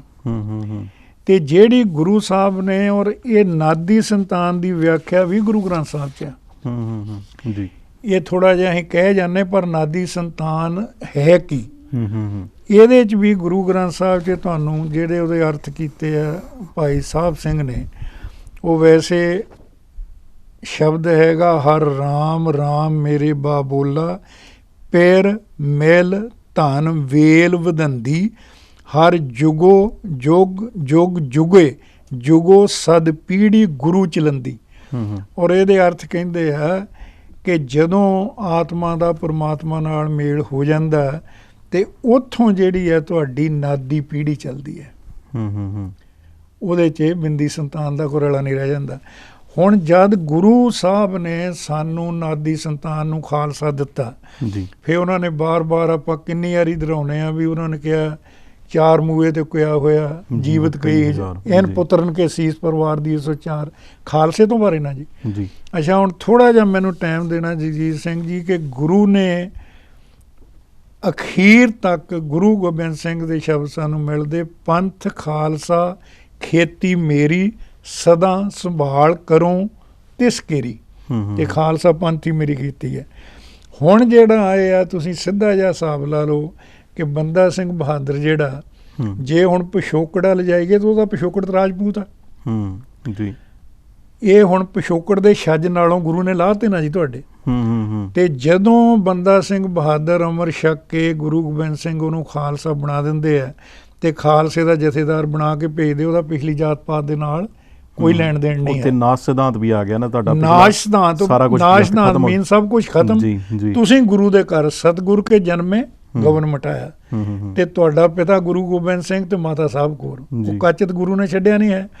ਔਰ ਜਿਹੜੀ ਇੱਕ ਮੈਂ ਬਹੁਤ ਤੁਹਾਨੂੰ ਇੰਟਰਸਟਿੰਗ ਗੱਲ ਜਗਜੀਤ ਸਿੰਘ ਜੀ ਖਾਲਸਾ ਲਫ਼ਜ਼ ਬਾਰੇ ਦੱਸਣ ਲੱਗਾ, ਇਹ ਜਦੋਂ ਬਾਬਾ ਬਘੇਲ ਸਿੰਘ ਹੋਣਾ ਨੇ ਸਾਰਿਆਂ ਨੇ ਜਿਹੜੀ ਦਿੱਲੀ ਫਤਿਹ ਕਰਕੇ ਤੇ ਉੱਥੇ ਲਾਲ ਕਿਲੇ ਤੇ ਨਿਸ਼ਾਨ ਚੜਾਇਆ, ਉੱਥੇ ਲਫ਼ਜ਼ ਵੀ ਆਉਂਦਾ ਕਿ ਖਾਲਸੇ ਨੇ ਦਿੱਲੀ ਜਿੱਤੀ। ਉੱਥੇ ਇਹ ਨਹੀਂ ਆਉਂਦਾ ਬਘੇਲ ਸਿੰਘ ਨੇ ਜਿੱਤੀ ਜਾਂ ਕਿਸੇ ਹੋਰ ਜਰਨੈਲ ਨੇ ਜਿੱਤੀ ਜੀ। ਉਦੋਂ ਬਾਅਦ ਜਦੋਂ ਸ਼ਾਹ ਆਲਮ ਨੇ ਕਿਹਾ, ਇਹ ਫੈਸਲਾ ਹੋ ਗਿਆ ਵੀ ਬਾਕੀ ਫੌਜ ਜਿਹੜੀ ਖਾਲਸੇ ਦੀ ਪੰਜਾਬ ਨੂੰ ਮੁੜ ਜੂ, ਤੇ ਬਾਬਾ ਬਘੇਲ ਸਿੰਘ 4000 ਫੌਜ ਲੈ ਕੇ ਦਿੱਲੀ ਉਹਨਾਂ ਚਿਰ ਰਹਿਣਗੇ ਜਿੰਨਾ ਚਿਰ ਸਾਰੇ ਗੁਰਦੁਆਰਿਆਂ ਦੀ ਸੇਵਾ ਸੰਭਾਲੀ ਹੋਵੇ। ਉੱਥੇ ਵੀ ਜਦੋਂ ਸ਼ਾਹ ਆਲਮ ਨੇ ਬਾਬਾ ਬਘੇਲ ਸਿੰਘ ਨੂੰ ਕਿਹਾ ਕਿ ਮੈਂ ਰਾਏ ਸੀਨੇ ਦਾ ਸਾਰਾ ਪਿੰਡ ਤੇਰੇ ਨਵਾਲਾ ਦਿੰਦਾ, ਉਹ ਤਾਂ ਇਦਾਂ ਹੀ ਸਮਝਦਾ ਹੈ ਨਾ ਵੀ ਇਹੀ ਜਰਨੈਲ ਇੱਥੇ ਹੈ। ਸਹੀ ਗੱਲ। ਤੇ ਉੱਥੇ ਬਾਬਾ ਬਘੇਲ ਸਿੰਘ ਨੇ ਸਪਸ਼ਟ ਕੀਤਾ ਹੈ ਵੀ ਨਾ, ਸਾਡੇ 'ਚ ਅੰਮ੍ਰਿਤ ਛਕਣ ਤੋਂ ਬਾਅਦ ਜਿਹੜੀ ਸਾਡੀ ਸੰਸਥਾ ਖਾਲਸੇ ਦੀ, ਉਹਦੇ 'ਚ ਨਿੱਜੀ ਨਾਂ ਦਾ ਕੋਈ ਲੈਣ ਦੇਣ ਨਹੀਂ, ਖਾਲਸੇ ਦੇ ਨਾਂ ਲਵਾ। ਔਰ ਉਹ ਜਿਹੜਾ ਐਗਰੀਮੈਂਟ ਬਣਦਾ ਉਹ ਖਾਲਸੇ ਦੇ ਨਾਂ ਬਣਦਾ। ਉਦੋਂ ਬਾਅਦ ਜਦੋਂ ਸ਼ਾਹ ਆਲਮ ਕਹਿੰਦਾ ਬਾਬਾ ਬਘੇਲ ਸਿੰਘ ਨੂੰ ਵੀ ਮੈਂ ਤੁਹਾਨੂੰ ਮਿਲਣਾ ਚਾਹੁੰਦਾ, ਤੇ ਉਹ ਕਹਿੰਦੇ ਫਿਰ ਇੱਦਾਂ ਕਰੋ, ਜਦੋਂ ਬਾਦਸ਼ਾਹ ਦੇ ਮੂਹਰੇ ਜਿੱਦਾਂ ਨਗਾਰਾ ਵੱਜਦਾ, ਉਹ ਜਿਹੜੇ ਚੋਬਦਾਰ ਜਾਂਦੇ ਆ ਕਿ ਬਾਦਸ਼ਾਹ ਆ ਰਿਹਾ, ਇੱਦਾਂ ਹੀ ਸਾਡੇ ਮੂਹਰੇ ਵਜਾਉਂਦੇ ਜਾਓ ਵੀ ਖਾਲਸੇ ਦੀ ਸਵਾਰੀ ਆ ਰਹੀ ਹੈ। ਉਹਨੇ ਨਹੀਂ ਕਿਹਾ ਬਘੇਲ ਸਿੰਘ ਆ ਰਿਹਾ, ਖਾਲਸੇ ਦੀ ਸਵਾਰੀ ਆ ਰਹੀ। ਹੁਣ ਆਪਾਂ ਚੱਲਦੇ ਹਾਂ, ਹੁਣ ਇਹਦੇ 'ਚ ਵੀ ਥੋੜੀ ਜਿਹੀ ਗੱਲ, ਚਲੋ ਇਹਦੇ ਨਾਲ ਤੁਸੀਂ ਗੱਲ ਕੀਤੀ ਬਣਦੀ ਹੈਗੀ ਆ। ਹੁਣ ਆਪਾਂ ਤੇ ਉਹ ਜਰਨੈਲ ਵੀ ਵੰਡ ਲਏ, ਹਾਂ ਵੀ ਆਹ ਵਾਲਾ ਜਰਨੈਲ ਮੇਰਾ ਹੈਗਾ ਤੇ ਉਹ ਪ੍ਰੋਗਰਾਮ ਕਰਨ ਲੱਗੇ ਆ। ਵੀ ਅਸੀਂ ਜਰਨੈਲ ਵੀ ਜਾਤਾਂ ਦੇ ਆਧਾਰ ਤੇ ਵੰਡ ਲਏ, ਜਰਨੈਲ ਵੀ ਜਾਤਾਂ ਦੇ ਆਧਾਰ ਤੇ ਵੰਡ ਲਏ ਵੀ ਆਹ ਵਾਲਾ ਜ਼ਿਆਦਾ ਵਧੀਆ ਸੀ, ਦੂਜੇ ਵਾਲਾ ਉਹ ਸੀ। ਤੇ ਜਦ ਜਰਨੈਲ ਗੱਲ ਕਰਦਾ ਤੇ ਉਹ ਕਹਿੰਦਾ ਅਸੀਂ ਖਾਲਸੇ ਆ, ਖਾਲਸੇ ਆ। ਤੇ ਅਸੀਂ ਫਿਰ ਪੁੱਠਾ ਗੇੜਾ ਦੇਤਾ ਇੱਕ ਤਰ੍ਹਾਂ ਦਾ, ਪੁੱਠਾ ਗੇੜਾ ਦਿੱਤਾ ਕਰਕੇ ਸਾਡੀ ਖੁਆਰੀ ਹੋ ਰਹੀ ਹੈ ਨਾ ਜੀ। ਅਗਲੀ ਗੱਲ ਰਣਜੀਤ ਸਿੰਘ ਦੀ ਬਹੁਤ ਇੰਟਰਸਟਿਡ ਗੱਲ ਤੁਹਾਨੂੰ ਮੈਂ ਦੱਸਦਾ ਖਾਲਸੇ ਬਾਰੇ ਜੀ। ਉਹ ਕਹਿੰਦੇ ਵੀ ਉਹਨਾਂ ਨੇ ਮਲਤਾਨ ਤੇ ਚੜ੍ਹਾਈ ਕਰਨੀ ਸੀ, ਪਰ ਉਦੋਂ ਪਹਿਲਾਂ ਇੱਕ ਇਲਾਕੇ ਨੂੰ ਜਿੱਤ ਕੇ ਤੇ ਫੌਜਾਂ ਹਾਲੇ ਮੁੜੀਆਂ ਹੀ ਸੀ, ਤੇ ਰਣਜੀਤ ਸਿੰਘ ਨੇ ਕਿਹਾ ਵੀ ਤਿਆਰੀ ਕਰੋ ਜੀ। ਤੇ ਉਹ ਕੁਝ ਫੌਜਾਂ ਦੇ ਵਿੱਚੋਂ ਸਰਦਾਰਾਂ ਨੇ ਕਿਹਾ ਵੀ ਥੱਕੇ ਬਹੁਤ ਆ, ਤੇ ਥੋੜਾ ਜਿਹਾ ਆਰਾਮ ਕਰ ਲਈਏ। ਹੁਣ ਜਿਹੜਾ ਜਵਾਬ ਮਹਾਰਾਜਾ ਰਣਜੀਤ ਸਿੰਘ ਦਿੰਦਾ, ਜਿਹੜੀ ਡਿਊਟੀ ਖਾਲਸੇ ਦੀ ਗੁਰੂ ਨੇ ਲਾਈ ਹੈ ਤੇ ਜਿਹੜੀ ਉਹਨੇ ਨਿਭਾਈ ਹੈ, ਇੱਕ ਤੇ ਆ ਵੀ ਸਾਰਿਆਂ ਨੂੰ ਪਤਾ ਵੀ ਰਣਜੀਤ ਸਿੰਘ ਨੇ ਆਪਣੇ ਨਾਂ ਤੇ ਜਾਂ ਖਾਨਦਾਨ ਤੇ ਮਿਸਲ ਦੇ ਨਾਂ ਤੇ ਰਾਜ ਨਹੀਂ ਕੀਤਾ। ਖਾਲਸਾ ਰਾਜ ਸਰਕਾਰੇ ਖਾਲਸਾ ਜੀ। ਉਹਨੇ ਆਪਣੀ ਰਾਜ ਸੱਤਾ ਖਾਲਸੇ ਦੇ ਨਾਂ ਤੇ ਵਰਤੀ, ਤੇ ਰਣਜੀਤ ਸਿੰਘ ਮੁੱਢਲੇ ਦਿਨਾਂ ਵਿੱਚ ਸਿੰਘ ਸਾਹਿਬ ਦੇ ਨਾਂ ਨਾਲ ਬੁਲਾਏ ਜਾਣ ਨੂੰ ਪਸੰਦ ਕਰਦਾ ਸੀ ਜੀ।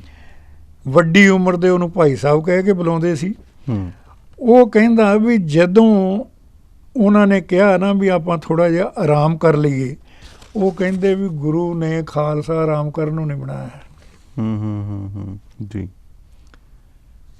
ਖਾਲਸਾ ਗੁਰੂ ਨੇ ਪ੍ਰਗਟ ਆਰਾਮ ਕਰਨ ਨੂੰ ਨਹੀਂ ਕੀਤਾ।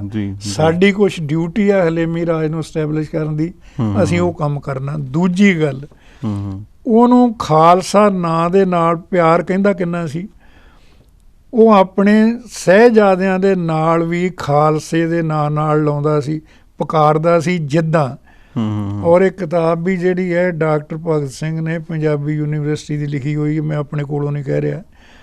ਉਹ ਕਹਿੰਦਾ ਕਿ ਉਹ ਆਪਣੇ ਪੁੱਤਰਾਂ ਨੂੰ ਜਿੱਦਾਂ ਖਾਲਸਾ ਖੜਕ ਸਿੰਘ ਜੀ ਜੀ ਖਾਲਸਾ ਸ਼ੇਰ ਸਿੰਘ, ਖਾਲਸਾ ਨੌ ਨਿਹਾਲ ਸਿੰਘ।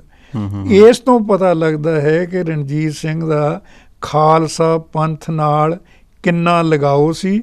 ਰਣਜੀਤ ਸਿੰਘ ਆਪਣੀ ਸਰਕਾਰ ਲਈ ਸਦਾ ਖਾਲਸਾ ਜੀ ਜਾਂ ਸਰਕਾਰੇ ਖਾਲਸਾ ਦੀ ਵਰਤੋਂ ਕਰਦਾ ਸੀ, ਕਿਉਂਕਿ ਉਹ ਇਹ ਸਮਝਦਾ ਸੀ ਕਿ ਉਸ ਨੂੰ ਰਾਜ ਦੀ ਸਾਰੀ ਸ਼ਕਤੀ ਖਾਲਸੇ ਤੋਂ ਪ੍ਰਾਪਤ ਹੋਈ ਹੈ। ਜੀ ਜੀ ਜੀ ਰਣਜੀਤ ਸਿੰਘ ਤੱਕ, ਕਿਉਂਕਿ ਉਹ ਸਮਝਦਾ ਸੀ ਕਿ ਉਸ ਦੀ ਰਾਜ ਦੀ ਸਾਰੀ ਸ਼ਕਤੀ ਖਾਲਸੇ ਤੋਂ ਪ੍ਰਾਪਤ ਹੋਈ ਹੈ। ਉਹ ਸਾਰੀ ਸਰਕਾਰੀ ਖਤੋ ਖਤਾਬਤ ਖਾਲਸਾ ਦੇ ਨਾਂ 'ਤੇ ਕਰਦਾ ਸੀ ਤੇ ਇਨ 'ਤੇ ਲਿਖਦਾ ਇਹ ਸੀ, ਵਾਹਿਗੁਰੂ ਜੀ ਕਾ ਖਾਲਸਾ ਵਾਹਿਗੁਰੂ ਜੀ ਕੀ ਫਤਿਹ। ਔਰ ਇਹ ਸਾਰੀਆਂ ਜਿਹੜੀਆਂ ਰਸਮਾਂ ਜਾਂ ਉਹ ਤੋੜਦਾ ਸੀ ਜਾਂ ਕਿਤੇ ਕਸਮ ਚੁੱਕਣ ਦੀ ਲੋੜ ਪੈਂਦੀ ਸੀ ਤੇ ਉਹ ਅਰਦਾਸ ਜਿਹੜੀ ਆ ਉਹ ਗੁਰੂ ਗ੍ਰੰਥ ਸਾਹਿਬ ਦੇ ਸਾਹਮਣੇ ਕੀਤੀ ਜਾਂਦੀ ਸੀ। ਜੀ ਜੀ ਬਿਲਕੁਲ, ਮਤਲਬ ਇੱਥੇ ਖਾਲਸੇ ਦੀ ਪਦਵੀ ਤੇ ਇੱਕ ਇੱਥੇ ਜਿਹੜੀ ਆਪਾਂ ਕਹੀਏ ਕਿਤੇ ਨਾ ਕਿਤੇ ਗੱਲ ਇਹ ਆ ਵੀ ਖਾਲਸੇ ਨੂੰ ਵੰਡਿਆ ਨਹੀਂ ਜਾ ਸਕਦਾ। ਜਿਹੜਾ ਗੁਰੂ ਗੋਬਿੰਦ ਸਿੰਘ ਦਾ ਪਰਿਵਾਰ ਪੰਥ ਉਹ ਹੈ, ਜਦੋਂ ਤੁਸੀਂ ਕਹਿਤਾ ਵੀ ਸਾਡੇ ਮਾਤਾ ਜਿਹੜੇ ਹੈਗੇ ਸਾਹਿਬ ਕੌਰ, ਅੱਛਾ ਹੋਰ ਇਹਦੇ 'ਚ ਮੈਂ ਤੁਹਾਨੂੰ ਜਗਜੀਤ ਸਿੰਘ ਦੱਸਦਾ ਹੈ, ਜਦੋਂ ਮਹੰਤਾਂ ਨੂੰ ਕੱਢਣ ਲਈ ਅਕਾਲੀਆਂ ਨੇ ਮੋਰਚੇ ਲਾਏ ਆ ਨਾ, ਤੇ ਇਹ ਜਦੋਂ ਗ੍ਰਿਫਤਾਰ ਹੁੰਦੇ ਸੀ ਤੇ ਹਰ ਅਕਾਲੀ ਨੂੰ ਪੁੱਛਦੇ ਸੀ ਤੇਰੇ ਪਿਤਾ ਦਾ ਨਾਂ ਕੀ, ਕਹਿੰਦਾ ਗੋਬਿੰਦ ਸਿੰਘ, ਗੁਰੂ ਗੋਬਿੰਦ ਸਿੰਘ, ਦੂਜਾ ਮਾਤਾ ਸਾਹਿਬ ਕੌਰ। ਇਹ ਰਿਟਨ ਆ ਸਭ ਕੁਛ। ਜਿੰਨਾ ਚਿਰ ਅਸੀਂ ਆਪਣੇ ਸਿਧਾਂਤ ਤੇ ਗੁਰੂ ਦੇ ਹੁਕਮਾਂ ਅਨੁਸਾਰ ਅੜੇ ਰਹੇ, ਸਾਡੀ ਜਿਹੜੀ ਭਾਈ ਉਹ ਅਸੀਂ ਰੁਤਬਾ ਬੁਲੰਦ ਰਿਹਾ। ਤੇ ਹੁਣ ਜਿੱਦਾਂ ਤੁਸੀਂ ਕਹਿੰਦੇ ਆ ਪੰਥ ਨੂੰ ਧੜਿਆਂ 'ਚ ਨਹੀਂ ਵੰਡਿਆ ਜਾ ਸਕਦਾ, ਜਿਹੜੇ ਧੜੇ ਆ ਉਹ ਪੰਥ ਹੋ ਨਹੀਂ ਸਕਦੇ। ਤੇ ਦੂਜਾ ਇਹਦੇ ਨਾਲ ਲੱਗਦਾ ਹੀ ਸਵਾਲ ਕਿ ਚਲੋ ਆਪਾਂ ਇੱਥੇ ਜਾਤ ਅਭਿਮਾਨ ਦੀ ਵੀ ਗੱਲ ਕਰ ਰਹੇ, ਜਿਹੜਾ ਅੱਜ ਸਾਡੇ ਅੰਦਰ ਜਥੇਬੰਦੀ ਨੂੰ ਲੈ ਕੇ ਅਭਿਮਾਨ ਹੈ ਕਿ ਮੇਰੀ ਫਲਾਣੀ ਜਥੇਬੰਦੀ ਹੈ ਤੇ ਜੇ ਕਿਸੇ ਨੇ ਕਰਨਾ ਏਕਾ ਕਰਨਾ ਤੇ ਉਹ ਮੇਰੇ ਝੰਡੇ ਥੱਲੇ ਆ ਜਾਏ, ਜਿਹੜਾ ਜਥੇਬੰਦੀ ਦਾ ਅਭਿਮਾਨ ਹੈ। ਜਦੋਂ ਅਸੀਂ ਗੁਰੂ ਗ੍ਰੰਥ ਸਾਹਿਬ ਮਹਾਰਾਜ ਜੀ ਦੇ ਸਨਮੁਖ ਹੁੰਦੇ ਹਾਂ ਜਾਂ ਪੁਰਾਤਨ ਸਮਿਆਂ ਦੇ ਵਿੱਚ ਵੀ ਜਦੋਂ ਸਰਬੱਤ ਖਾਲਸਾ ਜਾਂ ਦੀਵਾਲੀ ਤੇ ਜਿਹੜੇ ਇਕੱਠ ਸੱਦੇ ਜਾਂਦੇ ਸੀ, ਉਹਨਾਂ ਦੇ ਵਿੱਚ ਕੀ ਜਥੇਬੰਦੀ ਦਾ ਜਾਂ ਬਾਹਰਲਾ ਜਿਹੜਾ ਆਪਸੀ ਰੌਲਾ ਹੈ ਉਹ ਸਿੰਘ ਜਾਂ ਜਥੇਦਾਰ ਬਾਹਰ ਆਪਸ ਛੱਡ ਕੇ ਆਉਂਦੇ ਸੀ ਜਾਂ ਨਾਲੇ ਲੈ ਕੇ ਆਉਂਦੇ ਸੀ? ਸਰਦਾਰ ਜਗਜੀਤ ਸਿੰਘ ਜੀ, ਸਾਨੂੰ ਇਤਿਹਾਸ ਤੋਂ ਅੱਜ ਬਹੁਤ ਕੁਝ ਸਿੱਖਣ ਦੀ ਲੋੜ ਆ। ਇਹ 18ਵੀਂ ਸਦੀ ਦਾ ਇਤਿਹਾਸ ਤੇ ਬਾਬਾ ਬੰਦਾ ਸਿੰਘ ਦਾ ਇਤਿਹਾਸ ਗਿਆਨੀ ਕਰਤਾਰ ਸਿੰਘ ਜੀ ਕਲਾਸਵਾਲੀਆ, ਉਹਨਾਂ ਨੂੰ ਭਾਈ ਕਰਤਾਰ ਸਿੰਘ ਜੀ ਕਲਾਸਵਾਲੀਆ ਗਿਆਨੀ ਵੀ ਕਿਹਾ ਜਾਂਦਾ, ਉਹਨਾਂ ਨੇ ਉਸ ਵੇਲੇ ਜਿਹੜਾ ਜਥੇਦਾਰਾਂ ਦਾ ਆਪਸ ਵਿੱਚ ਹੀ ਪਿਆਰ ਸੀ ਉਹਨੂੰ ਉਹਨੇ ਥੋੜ੍ਹੀਆਂ ਲਾਈਨਾਂ 'ਚ ਕਲਮਬੰਦ ਕੀਤਾ। ਗਿਆਨੀ ਕਰਤਾਰ ਸਿੰਘ ਕਲਾਸਵਾਲੀਆ, 18ਵੀਂ ਸਦੀ ਦਾ ਇਤਿਹਾਸ ਔਰ ਕਵਿਤਾਂ 'ਚ ਲਿਖਿਆ ਜੀ। ਹੁਣ ਇਹ ਅਸੀਂ ਦੇਖਣਾ ਵੀ ਉਹ ਉੱਤੇ ਉਹਦਾ ਸਿਰਲੇਖ ਦਿੰਦਾ ਬਈ ਉਹਨੇ ਦਿਨੀ ਪੰਥ ਦਾ ਸਰੂਪ ਆ ਸੀ। ਜਦੋਂ ਸਰਦਾਰ ਕਪੂਰ ਸਿੰਘ ਉਹਨਾਂ ਨੇ ਸਾਰੇ ਜਿਹੜੇ ਦਲ ਖਾਲਸਾ ਬਣਾਇਆ, ਪਹਿਲਾਂ ਤੇ ਇਹ ਆ ਵੀ ਉਹ ਜਦੋਂ ਗਿਣਤੀ ਜ਼ਿਆਦਾ ਹੋਈ ਤਾਂ ਉਹਨਾਂ ਨੇ ਦੋ ਦਲਾਂ 'ਚ ਵੰਡ ਲਿਆ, ਤਰਨਾ ਦਲ ਤੇ ਬੁੱਢਾ ਦਲ, ਤੇ ਮੁੜ ਕੇ ਫਿਰ ਦੋਨੋਂ ਖਤਮ ਕਰਕੇ ਬਣਾਤਾ ਦਲ ਖਾਲਸਾ। ਉਹਦੇ ਜਿਹੜੇ ਕਹਿੰਦਾ ਜਥੇਦਾਰ ਸੀ ਉਹਨਾਂ ਦਾ ਆਪਸ ਵਿੱਚ ਹੀ ਪਿਆਰ ਕੀ ਸੀ, ਔਰ ਉਹਨਾਂ ਦੇ ਨਾਂ ਲਿਖਦਾ ਸਾਰਿਆਂ ਦੇ ਉਸ ਵੇਲੇ ਦੇ।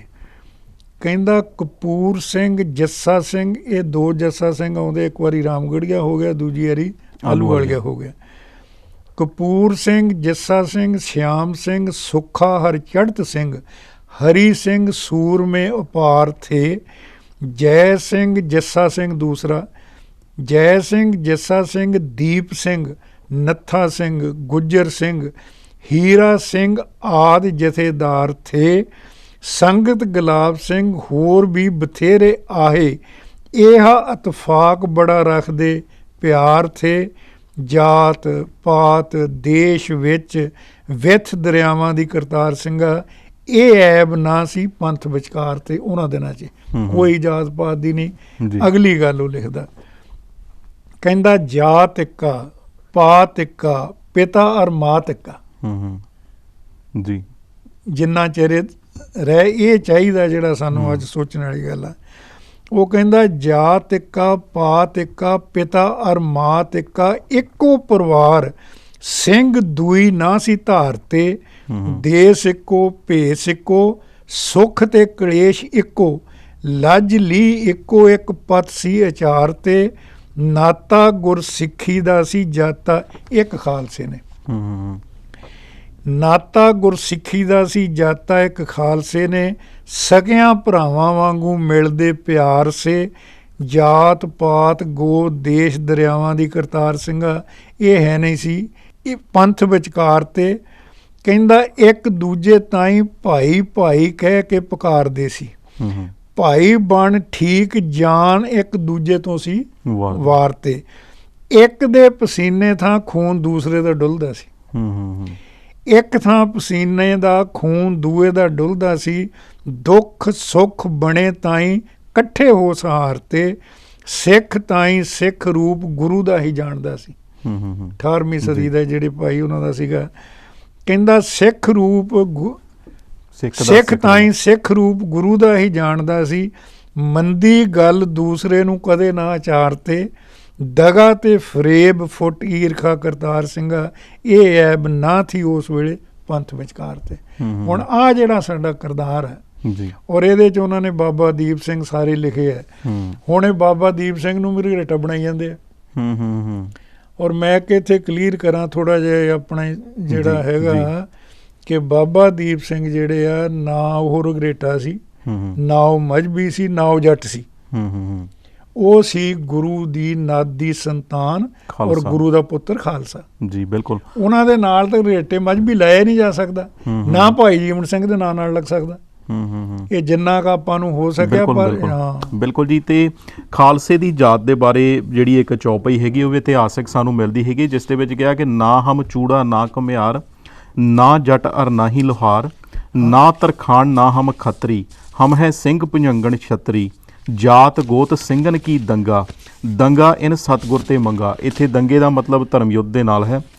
ਖਾਲਸੋ ਹਮਰੋ ਵੱਡ ਧਰਮ, ਮਨ ਦੰਗੋ ਕਰਨੋ ਹਮਰੋ ਕਰਮ, ਮੂਰਖ ਜੋ ਗਰਭ ਜਾਤ ਕਾ ਕਰੇ, ਵह ਭੇਡੂ में है भेडन ररै, जात अर पात गुरु हमरो मिटाई, जब 5 सिंह हम पाहुल प्याई, जात अर पात गुरु हमरो मिटाई, जब 5 सिंह हम पाहुल प्याई, सीधे दाड़े हमरो कुंडे मुशहरे, सदा रहे हम शस्त्रन पहरे, हम गीदों गुरु शेर बनायो, जीवने की है राह बतायो।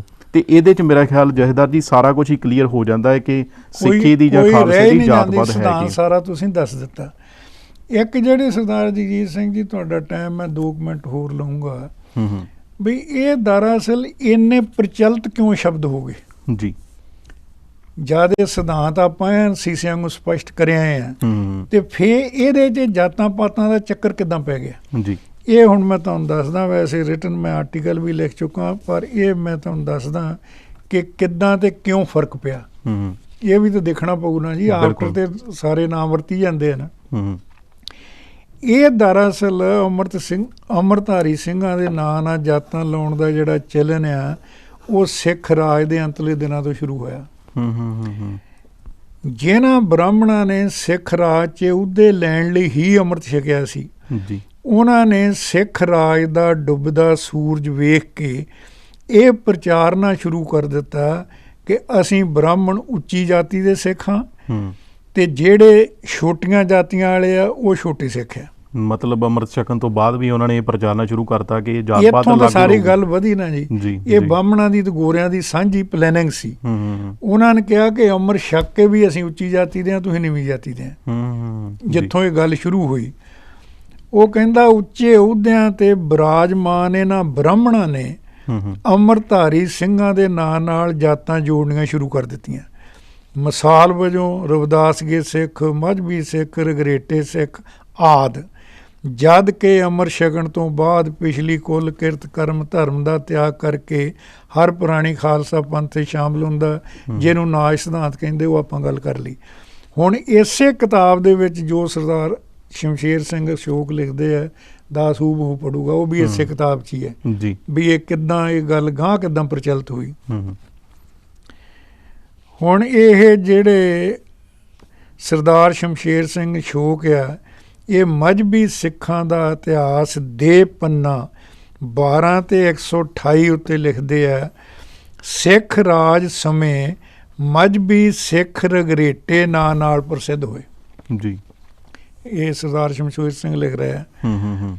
ਸਿੱਖ ਰਾਜ ਸਮੇਂ ਮਜ਼੍ਹਬੀ ਸਿੱਖ ਰਗਰੇਟੇ ਨਾਂ ਨਾਲ ਪ੍ਰਸਿੱਧ ਹੋਏ, ਇਸ ਲਈ ਸਰਕਾਰ ਅੰਗਰੇਜ਼ੀ ਨੇ ਮਜ਼੍ਹਬੀ ਸਿੱਖਾਂ ਦੀਆਂ ਜੋ ਅਲੱਗ ਰੈਜੀਮੈਂਟਾਂ ਬਣਾਈਆਂ ਉਹ ਇਸੇ ਨਾਂ 'ਤੇ ਪ੍ਰਸਿੱਧ ਹੋਈਆਂ, ਜਿਹੜੀ ਉਹ ਸਿੱਖ ਲਾਈਟ ਇਨਫੈਂਟਰੀ ਸਿੱਖ ਰੈਜੀਮੈਂਟ ਇਹਨਾਂ ਨੇ ਬਣਾਈ। ਪਰ ਧਿਆਨ ਦੇਣਾ ਉਹ ਕਹਿ ਕੀ ਰਿਹਾ, ਉਹ ਕਹਿੰਦਾ ਕਿ ਸਰਕਾਰ ਅੰਗਰੇਜ਼ੀ ਨੇ ਮਜ਼੍ਹਬੀ ਸਿੱਖਾਂ ਦੀਆਂ ਜੋ ਅਲੱਗ ਰੈਜੀਮੈਂਟਾਂ ਬਣਾਈਆਂ ਉਹ ਇਸੇ ਨਾਂ ਨਾਲ ਪ੍ਰਸਿੱਧ ਹੋਈਆਂ। ਸਿੱਖ ਰੈਜੀਮੈਂਟਾਂ ਬਣੀਆਂ ਤਾਂ ਰਗਰੇਟੇ ਤੇ ਇਸੇ ਜਾਤੀ ਦੇ ਹੋਰ ਹਰੀਜਨ ਅਮਰ ਛਕ ਸਿੰਘ ਸਜਾਏ ਗਏ, ਮਤਲਬ ਗੋਰਿਆਂ ਨੇ ਸਜਾਏ। ਗੱਲ ਸਮਝ ਆਉਂਦੀ ਹੈ ਨਾ ਜੀ? ਇਹ ਮੈਂ ਨਹੀਂ ਕਹਿ ਰਿਹਾ, ਇਹ ਸਰਦਾਰ ਸ਼ਮਸ਼ੇਰ ਸਿੰਘ ਨੂੰ ਨਹੀਂ ਕਹਿ ਰਿਹਾ। ਉਹ ਕਹਿੰਦੇ ਆ ਬਣੀਆਂ ਤੇ ਰੰਗਰੇਟੇ ਤੇ ਇਸੇ ਜਾਤੀ ਦੇ ਹੋਰ ਹਰੀਜਨ ਅਮਰ ਛਕਾ ਕੇ ਸਿੰਘ ਸਜਾਏ ਗਏ ਤਾਂ ਉਹ ਪੱਕੇ ਸਿੱਖ ਹੋਣ ਕਰਕੇ ਸਰਬ ਸਾਂਝੇ ਮਜ਼੍ਹਬੀ ਸਿੱਖਾਂ ਨਾਲ ਮਸ਼ਹੂਰ ਹੋਏ। ਇਹਦਾ ਮਤਲਬ ਵੀ ਜਿਹੜੇ ਰੰਗਰੇਟੇ ਦੇ ਹਰੀਜਨ ਆ ਉਹ ਅਮਰ ਛਕ ਕੇ ਪੱਕੇ ਸਿੱਖ ਹੋ ਗਏ, ਤੇ ਜਿਹੜੇ ਜੱਟ ਨਾਈ ਲੋਹਾਰ ਖਾਨ ਅਮਰ ਛਕਿਆ ਉਹ ਕੱਚੇ ਸਿੱਖ ਰਹਿ ਗਏ। ਵਿਚਾਰ ਕਰੋ ਨਾ ਕਿੱਥੇ ਮਰੀ ਜਾ ਕੇ ਉਹਨਾਂ। ਇਹ ਗੋਰਿਆਂ ਨੇ ਕਹਿੰਦਾ ਜਦੋਂ ਬਣਾਈਆਂ, ਇਹ ਉਹ ਲਿਖ ਰਿਹਾ। ਉਹ ਕਹਿੰਦਾ ਉਹ ਪੱਕੇ ਸਿੱਖ ਹੋਣ ਕਰਕੇ ਸਰਬ ਸਾਂਝੇ ਮਜ਼੍ਹਬੀ ਸਿੱਖ ਨਾਂ ਨਾਲ ਮਸ਼ਹੂਰ ਹੋਏ। ਇਹੋ ਇਹਨਾਂ ਦੇ ਮਜ਼੍ਹਬੀ ਸਿੱਖ ਹੋਣ ਦਾ ਰਹੱਸ ਆ ਵੀ ਗੋਰਿਆਂ ਨੇ ਇਹਨਾਂ ਨੂੰ ਕਿਹਾ ਵੀ ਜਿਹੜੇ ਮਜ਼੍ਹਬੀ ਤੇ ਹਰੀਜਨ ਅਮਰ ਛਕਦੇ ਬਹੁਤ ਬਹਾਦਰ ਆ, ਇਹਨਾਂ ਦੀ ਰੈਜੀਮੈਂਟ ਵੱਖਰੀ ਬਣਾ ਦਿਓ। ਪਾੜਾ ਤੋਂ ਉੱਥੋਂ ਪੈ ਗਿਆ ਨਾ ਜੀ, ਤੇ ਪਾੜਾ ਪਾਇਆ ਅੰਗਰੇਜ਼ਾਂ ਨੇ ਤੇ ਬਾਹਮਣਾਂ ਨੇ ਜੀ। ਔਰ ਇਹਦਾ ਹਵਾਲਾ ਵੀ ਜਿਹੜੇ ਉਹ ਇਸ ਕਿਤਾਬ ਦੇ ਵਿੱਚ ਦਿੰਦੇ ਰਹੇ। ਹੁਣ ਇਸ ਗੱਲ ਨੂੰ ਉਭਾਰਿਆ ਤਾਂ ਜਾ ਰਿਹਾ ਵੀ ਇਹਨਾਂ 'ਚ ਵੰਡੀਆਂ ਇੰਨੀਆਂ ਪਾ ਦਿਓ ਵੀ ਇੱਕ ਹੋ ਨਾ ਸਕਣ। ਔਰ ਇਹ ਕਿਤਾਬ ਦੀ ਪੜਚੋਲ ਇਸ ਕਰਕੇ ਜ਼ਰੂਰੀ ਕਰਨੀ ਪਈ ਵੀ ਇਹਦੀ ਕੋਈ ਨਾ ਕੋਈ ਬੈਕਗਰਾਊਂਡ ਤਾਂ ਹੈਗੀ ਹੈ ਨਾ, ਜਿਹਨੂੰ ਉਧਾਰ ਬਣਾ ਕੇ ਕਹਿ ਰਿਹਾ। ਬਿਲਕੁਲ ਬਿਲਕੁਲ ਸਮਝਦੇ ਨਾ ਜੀ? ਜੀ ਬਿਲਕੁਲ। ਦੂਜਾ ਇਹ ਜਿਹੜਾ ਪਿੱਛੋਂ ਇਹ ਗੱਲ ਜਿਹੜੀ ਪਤਾ ਨਹੀਂ ਇਹ ਕਿਉਂ ਤੁਰੀ ਜਾਂ ਕਿੱਦਾਂ ਤੁਰੀ, ਹੁਣ ਇਹਦੇ 'ਚ 2 ਮਿੰਟ ਦੇਣੇ, ਗੱਲ ਕਲੀਅਰ ਕਰਨੀ ਪਊ। ਇਹ ਗਿਆਨੀ ਸੋਹਣ ਸਿੰਘ ਸੀਤਲ ਜੀ ਹੋਣਾ ਨੇ ਜਿਹੜਾ ਨਾ, ਜਿੱਥੋਂ ਇਹ ਗੱਲ ਮੈਨੂੰ ਲੱਗਦਾ ਵੀ ਉਹਨਾਂ ਨੇ ਪਿੱਛੋਂ ਕਿੱਥੋਂ ਲਈ ਜਾਂ ਕੀ ਹੋਇਆ। ਹੁਣ ਬਣੇ ਤੇ ਆ ਕਪੂਰ ਸਿੰਘ ਨੇ ਪਹਿਲਾਂ 2 ਦਲ ਬਣੇ, ਬੁੱਢਾ ਦਲ ਤੇ ਧਰਨਾ ਦਲ। ਉਹਨਾਂ ਦੇ ਕੋਈ 65 ਜਥੇ ਜਦੋਂ ਬਣ ਗਏ ਤੇ ਉਦੋਂ ਬਾਅਦ ਫਿਰ 11 ਮਿਸਲਾਂ ਬਣੀਆਂ। 11 ਮਿਸਲਾਂ ਸਰਬੱਤ ਖਾਲਸੇ ਨੇ ਬਣਾਈਆਂ। ਫੂਲਕੇ ਦੀ 12ਵੀਂ ਮਿਸਲ ਬਾਅਦ 'ਚ ਬਣਦੀ ਹੈ। ਇਹ ਸਾਰਾ ਸਾਨੂੰ ਇਤਿਹਾਸ 'ਚ ਕਲੀਅਰ ਕੱਟ ਮਿਲ ਜਾਂਦਾ ਗੱਲ। ਹੁਣ ਇਹ ਜਿਹੜਾ 5 ਜਥੇ ਕਹਿੰਦਾ ਉਹਨੇ ਬਣਾਏ, ਹੁਣ 5 ਜਥੇ ਬਣਾਉਣ ਦੀ ਕੋਈ ਤੁਕ ਕਿੱਦਾਂ ਬਣਦੀ ਹੈ? ਇਹ ਗੱਲ 2 ਦਲ ਆ ਤੇ 2 ਦਲਾਂ ਦੇ 5 ਜਥੇ। ਉੱਥੇ ਜਿਹੜਾ ਉਹਨੇ ਜਥਿਆਂ ਦੇ ਨਾਲ ਵੰਡ ਕਰ ਲਈ ਨਾ ਬਈ ਜਥਾ ਸ਼ਹੀਦਾਂ, ਇਹ ਜਥੇ ਦੇ ਜਥੇਦਾਰ ਬਾਬਾ ਦੀਪ ਸਿੰਘ ਸ਼ਹੀਦ ਸੀਗੇ, ਉਹਨਾਂ ਦੇ ਨਾਲ ਨੱਥਾ ਸਿੰਘ ਤੇ ਗੁਰਬਖਸ਼ ਸਿੰਘ ਪ੍ਰਸਿੱਧ ਸਰਦਾਰ ਸੀ। ਦੂਜਾ ਜਥਾ ਅੰਮ੍ਰਿਤਸਰੀਆਂ ਦਾ ਸੀ, ਇਹਦੇ ਜਥੇਦਾਰ ਕਰਮ ਸਿੰਘ ਤੇ ਸਰਦਾਰ ਧਰਮ ਸਿੰਘ ਖੱਤਰੀ ਅੰਮ੍ਰਿਤਸਰੀਏ ਸੀ। ਇਸ ਦਾ ਜਥੇਦਾਰ ਤੀਜਾ ਜਥਾ, ਇਹਦਾ ਜਥੇਦਾਰ ਬਾਬਾ ਕਾਹਨ ਸਿੰਘ ਤੇਣ, ਤੇ ਇਸੇ ਜਥੇ 'ਚ ਪ੍ਰਸਿੱਧ ਮੀਰੀ ਸਿੰਘ, ਤੇਣ ਸਿੰਘ, ਹਰੀ ਸਿੰਘ ਢਿੱਲੋਂ ਤੇ ਬਾਗ ਸਿੰਘ ਹੱਲੋਵਾਲੀਆ ਕਲਾਲ ਸਨ। ਇਹ ਜਸਵਾਲਿਆ ਵੀ ਕਲਾਲ ਸੀ ਨਾ ਜੀ। ਹੁਣ ਇਹਦਾ ਤੁਸੀਂ ਕਲਾਲ ਨਾਲ ਪਿਛੋਕੜ ਜੋੜਨ ਦੀ ਕੀ ਤੁਕ ਬਣਦੀ? ਅਗਲੀ ਗੱਲ, ਚੌਥਾ ਜਥਾ ਡੱਲੇ ਵਾਲੀਆ, ਇਹਦਾ ਜਥੇਦਾਰ ਸਰਦਾਰ ਦਸੌਂਤਾ ਸਿੰਘ ਗਿੱਲ ਜੱਟ, ਪਿੰਡ ਕੋਟ ਬੁੱਢੇ ਦਾ ਸੀ। 5ਵਾਂ ਜਥਾ ਜਿਹੜਾ ਸੀਗਾ ਉਹ ਰਗਰੇਟੇ ਸਿੰਘਾਂ ਦਾ ਜਥਾ। ਇਸ ਵਿੱਚ ਵੀਰ ਸਿੰਘ, ਜਿਉਣ ਸਿੰਘ, ਮਦਨ ਸਿੰਘ ਨਾਮੀ ਸਰਦਾਰ ਸੀ। ਹੁਣ ਇਹਨਾਂ 5 ਸਰਦਾਰਾਂ ਨੂੰ ਇੱਕ ਨਿਸ਼ਾਨ ਤੇ ਨਗਾਰਾ ਦਿੱਤਾ ਗਿਆ। ਹੁਣ ਇਹ ਜਗਜੀਤ ਸਿੰਘ ਜੀ ਦੂਸਰਾ ਜਿਹੜਾ ਹੈਗਾ, ਇਹ ਕਿਤੇ ਨਾ ਕਿਤੇ ਤੇ ਗਿਆਨੀ ਸੋਹਣ ਸਿੰਘ ਨੂੰ ਵੀ ਪਿਕਅਪ ਕੀਤਾ ਹੋ। ਇਹ ਵਾਲਾ ਰੈਫਰੈਂਸ ਤੁਸੀਂ ਕਾਹਦੇ ਚੋਂ ਲਿਆ ਹੈਗਾ? ਇਹ ਜਿਹੜੀ ਉਹਨੇ ਕਿਤਾਬ ਲਿਖੀ ਹੈ ਸਿੱਖ ਰਾਜ ਕਿਵੇਂ ਬਣਿਆ ਜੀ, ਗਿਆਨੀ ਸੋਹਣ ਸਿੰਘ ਸੀਤਲ ਹੋਣਾ, ਗਿਆਨੀ ਸਿੰਘ ਸੋਹਣ ਸਿੰਘ ਹੁਸਲਾ ਨੇ। ਹੁਣ ਜੇ ਤੇ ਇਹ ਪਿੱਛੇ ਸੂਚੀ ਦੇ ਦਿੰਦੇ ਵੀ ਮੈਂ ਆ ਜਿਹੜੀਆਂ ਚੀਜ਼ਾਂ ਆ ਇਹ ਕਿੱਥੋਂ ਲਈਆਂ, ਫਿਰ ਤਾਂ ਮਸਲਾ ਹੱਲ ਹੋ ਜਾਣਾ ਸੀ। ਪਰ ਜਾਪਦਾ ਇਹ ਆ ਵੀ ਇਹਨੇ ਵੀ ਜੋ ਪਿੱਛੋਂ ਲਿਖਵਾਇਆ ਗਿਆ ਉਹ ਹੁਣ ਬਹੁਤ ਖੋਜ ਕੀਤੀ ਉਹਨੇ, ਉਹਦੇ ਅਸੀਂ ਦੇਣਦਾਰ ਆ। ਉਹਨਾਂ ਨੇ ਬੜਾ ਕੁਝ ਸਾਨੂੰ ਦਿੱਤਾ, ਪਰ ਉਹਨਾਂ ਨੂੰ ਵੀ ਜਦੋਂ ਹਵਾਲੇ ਦੇਣੇ ਤਾਂ ਹਵਾਲੇ ਉਹਨਾਂ ਕਿਤੋਂ ਲੈ ਹੋਣਗੇ। ਜੇ ਤੋਂ ਹਵਾਲੇ ਸਾਨੂੰ ਦੱਸ ਦਿੰਦੇ ਫਿਰ ਤਾਂ ਮਾਮਲਾ ਜਿਹੜਾ ਇਹ ਨਜਿੱਠਣਾ ਸੌਖਾ ਹੋ ਜਾਂਦਾ। ਪਰ ਹੁਣ ਜਦੋਂ ਮੈਂ ਇਹ ਗਾਂਹ ਪਿੱਛੇ ਤੱਕ ਗਿਆ ਵੀ ਇਹ ਨਵਾਬ ਕਪੂਰ ਸਿੰਘ ਦੇ ਵੇਲੇ ਤਾਂ ਜਾਤਾਂ ਪਾਤਾਂ ਦੀ ਕੋਈ ਕਹਾਣੀ ਹੈ ਨਹੀਂ। ਬੰਦਾ ਸਿੰਘ ਬਹਾਦਰ ਤੋਂ ਬਾਅਦ ਤੇ ਜਦੋਂ ਮਿਸਲਾਂ ਇਹ ਜਿੰਨੇ ਜਥੇ ਬਣੇ ਸਾਰੇ ਅੰਮ੍ਰਿਤਧਾਰੀ ਸੀ, ਔਰ ਜਥੇ 'ਚ ਆ ਹੀ ਅੰਮ੍ਰਿਤਧਾਰੀ ਸਿੰਘ ਸਕਦਾ ਸੀ। ਤੇ ਨਵਾਬ ਕਪੂਰ ਸਿੰਘ ਦੇ ਵੇਲੇ ਇਹ ਹੁਣ ਕਿਤਾਬ ਲਿਖੀ ਹੈ JS ਗਰੇਵਾਲ ਨੇ, Sikhs of the Punjab. Sikhs of the Punjab. ਜੀ ਜੀ। ਹੁਣ ਉਹ ਗਰੇਵਾਲ ਨੇ, ਮੈਨੂੰ ਇਦਾਂ ਲੱਗਦਾ ਵੀ ਸਰਦਾਰ ਸੇਹਣ ਸਿੰਘ ਹੋਣਾ ਨੇ ਇਹਨਾਂ ਦੇ ਰੈਫਰੈਂਸ ਨੂੰ ਆਧਾਰ ਬਣਾ ਕੇ ਗੱਲ ਗਾਂਹ ਤੋਰੀ ਹੈ।